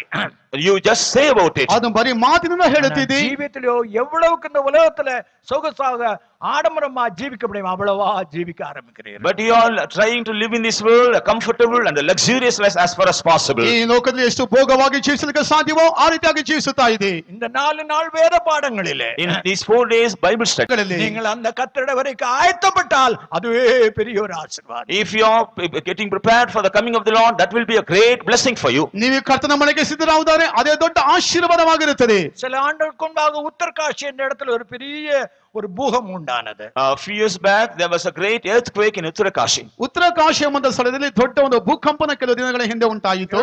700 ಕಿಲೋಮೀಟರ್ இந்த பக்கம் தான் எங்களுடைய விசுவாச வீடு. And our faith room was seen around 700 kilometers away from that place. 700 kilometre ಪಕ್ಕದಲ್ಲಿ ನಮ್ಮ ವಿಶ್ವಾಸ ಮಂದಿರ ಕಾಣப்படுತ್ತಿದೆ. காலையில 3 மணிக்கு விசுவாச வீடு ஆட துவங்கினது. Early morning at 3 o'clock our faith room began to shake. ಮುಂಚೆನ 3 ಗಂಟೆಗೆ ನಮ್ಮ ವಿಶ್ವಾಸ ಮಂದಿರದಲ್ಲಿ ಕಂಪನ ಉಂಟಾಯಿತು. எல்லாரும் எழுப்பி நாங்கள் எல்லாரும் ஸ்தோத்திரம் பண்ணி ஜெபம் பண்ணிக்கொண்டிருந்தோம். We wake up everyone and we all were praying together. ನಾವೆಲ್ಲರೂ ಎದ್ದು ಸ್ತೋತ್ರ ಮಾಡುತ್ತಾ ಪ್ರಾರ್ಥಿಸುತ್ತಾ ಇದ್ದೆವು. அடுத்த நாள் ஞாயிற்றுக்கிழமை. And the next day was a Sunday. ಮರುದಿನವಾದ ಮುಂಚಾನೆ ಭಾನುವಾರವಾಗಿತ್ತು. ஆராதனைக்கு வந்த விசுவாசிகளோடு நேற்று இரவு காலையில 3 மணிக்கு ஒரு பூகம்பம் உண்டானது. எத்தனை பேர் அதை அறிந்து கொண்டீர்கள்? We told the believers early morning today 3 o'clock there was an earthquake. How many of you did feel it? ನಿನ್ನೆ ಮುಂಚಾನೆ 3 ಗಂಟೆಗೆ ಒಂದು ಭೂಕಂಪನ ಉಂಟಾಯಿತು. ನಿಮ್ಮಲ್ಲಿ ಎಷ್ಟು ಮಂದಿ ಗ್ರಹಿಕೆ ಉಂಟಾಯಿತು ಎಂಬುದನ್ನು ನಾನು ಕೇಳಿದೆ. ಪಾಸ್ಟರ್ ನಾங்க நல்லா தூங்கணும். And the believers told pastor we fast asleep at that time. ಪಾಲಕರೇ ನಾವು ಚೆನ್ನಾಗಿ ನಿದ್ದೆ ಮಾಡಿಬಿಟ್ಟೆವು. பூகம்பமே உண்டாகல pastor. There was no earthquake at all pastor. ಯಾವ ಭೂಕಂಪನವಿಲ್ಲ ಪಾಸ್ಟರ್. ஆண்டவர் வரும்போது தேவனுடைய பிள்ளைகளை அப்படித்தான் சம்பவிக்கும். When the Lord comes, this is what will happen among the people of God. ಕರ್ತನ ಬರುವಂತ ಸಂದರ್ಭದಲ್ಲಿ ದೇವರ ಮಧ್ಯದಲ್ಲಿ ಸಹ ಈ ರೀತಿಯಾಗಿ ಸಂಭವಿಸುತ್ತದೆ. ஒரு இமைப்பொழுதிலே கர்த்தர் வருவார். In a moment of time the Lord will come. ಒಂದು ರೆಪ್ಪೆ ಬಡಿಯುವಲ್ಲಿ ಯೇಸು ಬರುತ್ತಾರೆ. நீங்களோ இந்த பூமிக்குரிய காரியங்களிலே அமர்ந்து கொண்டு இருக்கும்போது, When you are immersed in the things of this world, ನೀವು ಭೂಲೋಕದ ಕಾರ್ಯದಲ್ಲಿ ಮುಳುಗಿ ಜೀವಿಸುವುದಾದರೆ அவர் வருவார், அவருடைய சம்பத்தை எடுத்துக்கொண்டு போவார், நீங்களோ கைவிடப்படுவீர்கள். he will come and he will take his jewel away, but you will be left behind. ಆತ ಬಂದು ತನ್ನನ್ನು ತೆಗೆದುಕೊಂಡು ಹೋಗುತ್ತಾರೆ, ನೀವು ಕೈ ಭಯಪಡಲ್ಪಡುತ್ತೀರಿ? அடையாறிலே இந்த வேத பாடம் கொடுத்து கொண்டு இருக்கும்போது When I was giving this Bible study in Adayar, Adyar ಎಂಬಂತ ಸ್ಥಳದಲ್ಲಿ ಇಂತಹ ಸತ್ಯವೇದ ಪಟ್ಟಣವನ್ನು ನಡೆಸುತ್ತಿರುವಂತಹ ಸಂದರ್ಭದಲ್ಲಿ ஆண்டவர் சொன்னதாவது, the Lord told me like this. ಕರ್ತನು ನನಗೆ ಹೇಳಿದ್ದು, நான் எல்லாரையும் எடுக்க விரும்புகிறேன். I want to take everyone, ನಾನು ಎಲ್ಲರನ್ನು ಕೊಂಡೊಯ್ಯಲಿಕ್ಕೆ ಇಷ್ಟಪಡುತ್ತೇನೆ. நான் எடுத்தால் அவர்களால் எழும்ப முடியாது. but if I take, they are not unable to get up. ಅವನು ಕೊಂಡೊಯ್ಯುವಾಗ ಅವರಿಂದ ಎಬ್ಬಿಸಲಿಕ್ಕೆ ಸಾಧ್ಯವಾಗುವುದಿಲ್ಲ. அவருடைய பாரங்கள் அவர்களை கீழே தாழ்த்தி விடுகிறது. Because their burdens are pulling them down. ಅವರ ಭಾರಗಳು ತಮ್ಮನ್ನು ಕೆಳಗೆಳೆಯುತ್ತಿವೆ. எவ்வளவு துக்கமான காரியம். What a sad thing this ಎಷ್ಟು is. ದುಃಖಕರವಾದ ಕಾರ್ಯ. நாம் கண்களை மூடுவோமாக. Let us close our eyes. ನಮ್ಮ ನೇತ್ರಗಳನ್ನು ಮುಚ್ಚೋಣ. கர்த்தர் வருகிறார். The Lord is coming. ಕರ್ತನು ಬರುತ್ತಾನೆ. இது மனுஷ உபதேசம் அல்ல. This is not the doctrine of man. ಇದು ಮನುಷ್ಯನ ಬೋಧನೆಯಲ್ಲ. தேவனுடைய உபதேசம். This is the doctrine of ಇದು God. ದೇವರ ಉಪದೇಶ. இயேசுதானே சொன்னார். Jesus himself has said. ಯೇಸು ತಾನೇ ಹೇಳಿದ್ದು. தேவதூதர்கள் சொன்னார்கள். The angels also proclaimed this. ದೇವದೂತರು ಹೇಳಿದರು. அப்போஸ்தலர்கள் அதை சொல்லி அவர்கள் விசுவாசத்தை காத்திருந்தார்கள். Apostles proclaimed this. They believed and they waited for this. ಅಪೊಸ್ತಲರು ಹೇಳಿದರು, ಅದಕ್ಕಾಗಿ ಕಾದಿದರು. கர்த்தருடைய வசனமானது உண்மையானது. The word of the Lord is true. ಕರ್ತನ ವಾಕ್ಯವಾದ ನಿಜವಾಗಿದೆ. அது கர்த்தராலே சொல்லப்பட்ட வார்த்தைகள். They are the inspired word of the Lord. ಇವುಗಳು ಕರ್ತನ ಹೇಳಲ್ಪಟ್ಟಂತ ವಾಕ್ಯಗಳು. விஞ்ஞானிகளும் தர்க்கவாதிகளும் இப்பொழுது ஏற்றுக்கொள்கிறார்கள், இது கர்த்தருடைய வார்த்தை தான். Even now the scientists and all those who are opposing this nowadays, they are accepting that this is the word of God. ವಿಜ್ಞಾನಿಗಳು ತರ್ಕ ಮಾಡುತ್ತಿದ್ರು, ಅವರು ಸಹ ಅಂಗೀಕರಿಸುವಂತ ವಾಕ್ಯಗಳಾಗಿವೆ. இன்று ராத்திரியிலே This night, ಈ ರಾತ್ರಿಯಲ್ಲಿ இந்த கர்த்தருடைய வார்த்தையின்படி according to the word of the Lord, ದೇವರ ವಾಕ್ಯಕ್ಕನುಸಾರವಾಗಿ அவர் வருகிறார். he is coming. ಆತನು ಬರುತ್ತಾನೆ. இன்றைக்கு வருவார். He may come today even. ಇಂದು ಬರುತ್ತಾನೆ. அவர் நடு இரவிலே வரக்கூடும். Perhaps he may come in the midnight. ಮಧ್ಯರಾತ್ರಿಯಲ್ಲಿ ಬರಬಹುದು. காலையில் வரக்கூடும். Or he may come in the early morning. ಮುಂಚಾನೆ ಬರಬಹುದು. தேவனுடைய பிள்ளையே, நீ ஆயத்தமா இருக்கிறாயா? Dear child of God, are you ready? ದೇವರ ಮಗುವೇ, ನೀ ಸಿದ್ಧವಾಗಿದ್ದೀಯೋ? இல்லையே ஆண்டவரே, நான் வாஞ்சிக்கிறேன், ஆனால் என்னுடைய பாரம் என்னை கீழே தாழ்த்துகிறேன்னு சொல்லுவீர்கள். Or do you say, Lord, I'm really longing for your coming, but my burden is pulling me down. ಆದರೆ ನಿಜವಾಗಿ ಕರ್ತನ ಆಶಿಸುತ್ತೇನೆ, ನನ್ನ ಭಾರಗಳ ಕೆಳಗೆ ಎಳೆಯುತ್ತಿವೆ. இந்த இரவிலே, This night, ಈ ರಾತ್ರಿಯಲ್ಲಿ அந்த பாரங்களை ஆண்டோட பாதப்படியில் வைங்க. keep all your burdens at the feet of the Lord. ಆ ಒಂದು ಭಾರಗಳನ್ನು ಕರ್ತನ ಪಾದದಲ್ಲಿ ಇಡಿರಿ. அந்த கவலைகளை ஆண்டோட பாதப்படியில் வைங்க. Keep all your worries at the feet ಆ of the Lord. ಚಿಂತೆಗಳನ್ನು ಕರ್ತನ ಪಾದದ ಬಳಿ ಇಡಿರಿ. எந்த பிரச்சனைகளால் அவருடைய வைங்க. Whatever may be your problems, keep them all at the feet of the Lord. ಯಾವ ಸಮಸ್ಯೆನಾದರೂ ಸಹ ಕರ್ತನ ಬಳಿ ಇಡಿರಿ. அது வியாதியா? It may be sickness. ರೋಗವೋ, அது பண நெருக்கடியா? Is it a financial problem? ಹಣದ ಸಂಕಟವೋ, அது குடும்பத்தினுடைய பிரச்சனைகளா? Is it the problem in your family? ಕುಟುಂಬದ ಸಮಸ್ಯೆಗಳು. இன்று ராத்திரியில கர்த்தரோட பேசுகிறார். Tonight the Lord is speaking to you. ಈ ರಾತ್ರಿ ವೇಳೆಯಲ್ಲಿ ಕರ್ತನ ನಿಮ್ಮ ಬಳಿ ಮಾತಾಡುತ್ತಿದ್ದಾನೆ. நீ என்னுடைய சொத்து, நான் உன்னை எடுக்க வருகிறேன். My child, you're my treasure. I am coming to take you. ನೀ ನನ್ನ ಸಂಪತ್ತಾಗಿದ್ದೀ, ನಾನು ನಿನ್ನ ಕೊಂಡು ಹೋಗಲಿಕ್ಕೆ உன்னுடைய ಬರುತ್ತೇನೆ. பாரங்களை எரிந்து விடு. You just cast away your burdens. ನಿಮ್ಮ ಭಾರವನ್ನು ಕಳಿಸಿ ಬಿಡಿರಿ. வெகு சீக்கிரமாய் நான் வந்து உன்னை எடுப்பேன். I will come very soon and I will take you for me. ಬಹು ಬೇಗನೆ ಬಂದು ನನ್ನ ಬಳಿಗೆ ಸೇರಿಸಿಕೊಳ್ಳುತ್ತೇನೆ. நம்மை ஒப்பு கொடுப்போமாக. Let us surrender ನಾವು ourselves. ಒಪ್ಪಿಸಿಕೊಡೋಣ. நம்முடைய இதயத்தை திறப்போமாக. Let us open our hearts. ನಮ್ಮ ಹೃದಯವನ್ನು ತೆರೆಯೋಣ. நம்முடைய வாயிலை திறப்போமாக. Let us open our mouths ನಮ್ಮ too. ಬಾಯನ್ನು ತೆರೆಯೋಣ. ஆண்டவரே, நான் பூமியிலே சிக்கிவிட்டேன். Lord, I get caught in this earth. ಕರ್ತನೇ, ನಾನು ಭೂಮಿಯಲ್ಲಿ ಸಿಕ್ಕಿ ಹಾಕಿಕೊಂಡಿದ್ದೇನೆ. மனுஷன் நான் உபதேசமாக ஏற்றுக்கொண்டேன், பிராக்டிಕಲ್ லைஃப்ல கொண்டு வரவில்லை. So ஆண்டவரே, far I have accepted this as a doctrine of man, but I didn't brought me into my practice. ಮಾನುಷಿಕ ರೀತಿಯಲ್ಲಿ ನಾನು ಅಂಗೀಕರಿಸಿದ್ದೇನೆ, ಆದರೆ ನನ್ನ ಜೀವಿತದಲ್ಲಿ ತರಲಿಕ್ಕೆ ಸಾಧ್ಯವಾಗಲಿಲ್ಲ. என்னை ஒப்பு கொடுக்கிறேன் ஆண்டவரே. Lord, now I surrender myself. ಕರ್ತನೇ, ಈಗ ನನ್ನನ್ನು ಒಪ್ಪಿಸಿಕೊಡುತ್ತೇನೆ. ஆண்டவர் நம்ம மத்தியில நடக்கிறார். The Lord is walking in our midst. ಕರ್ತನ ನಮ್ಮ ಮಧ್ಯೆ ನಡೆದಾಡುತ್ತಿದ್ದಾನೆ. அவர் உன்னை தொடுகிறார். The Lord is touching you. ಆತಮನ್ನು ಮುಟ್ಟುತ್ತಾನೆ. உன்னுடைய பாரங்களை அவர் எடுத்து விடுகிறார். He is removing your burdens. ನಿಮ್ಮ ಭಾರವನ್ನು ತೆಗೆದು ಹಾಕುತ್ತಾನೆ. அந்த வயிற்றில் இருக்கிற கேன்சரை The cancer that is in your stomach, ನಿನ್ನ ಹೊಟ್ಟೆಯಲ್ಲಿರುವಂತ ಕ್ಯಾನ್ಸರ್ ಅನ್ನು அவர் நீக்குகிறார். He is removing it. ಆತ ತೆಗೆದು ಹಾಕುತ್ತಾನೆ. அந்த பிசாசின் உபத்திரவம், The torment of the devil, ಅದು ಸೈತಾನ ಹಿಂಸೆ. ராத்திரி நேரங்களில் உறக்கம் இல்லை. not able to sleep in the night. ರಾತ್ರಿಯಲ್ಲಿ ನಿದ್ದೆ ಇಲ್ಲ. அந்த பிசாசை அதட்டுகிறார். And he is rebuking the devil. ಆಗ ಸೈತಾನ ಕದಲಿಸುತ್ತಾನೆ. எத்தனையோ நாட்களாக அலைதிரிந்து போய் கொண்டிருக்கிறார். For many days you are wandering here and there. ಅನೇಕ ದಿನಗಳು ಅಲ್ಲಿ ಇಲ್ಲಿ ಸುತ್ತಾಡುತ್ತಿರಬಹುದು. இனி ஜீவித்தால் என்ன பிரயோஜனம் என்று யோசித்துக் கொண்டிருக்கிறார். You are thinking, what is the meaning of living hereafter? ಇದು ಜೀವಿತದ ಏನು ಪ್ರಯೋಜನ ಎಂಬುದಾಗಿ ಯೋಚಿಸುತ್ತಿರಬಹುದು. மகனே, மகளே, நான் உனக்காக மரித்தேன். But the Lord says, my son, my daughter, I have died for you. ಮಗಳೇ, ಮಗನೇ, ನಾನು ನಿನಗಾಗಿ ಸತ್ತಿದ್ದೇನೆ. நான் உன்னை என்னுடைய ராஜ்யத்துக்குள் எடுத்துக்கொள்வேன்.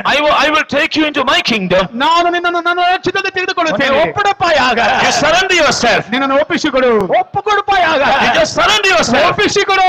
அண்ணன் சாயல் மாறியா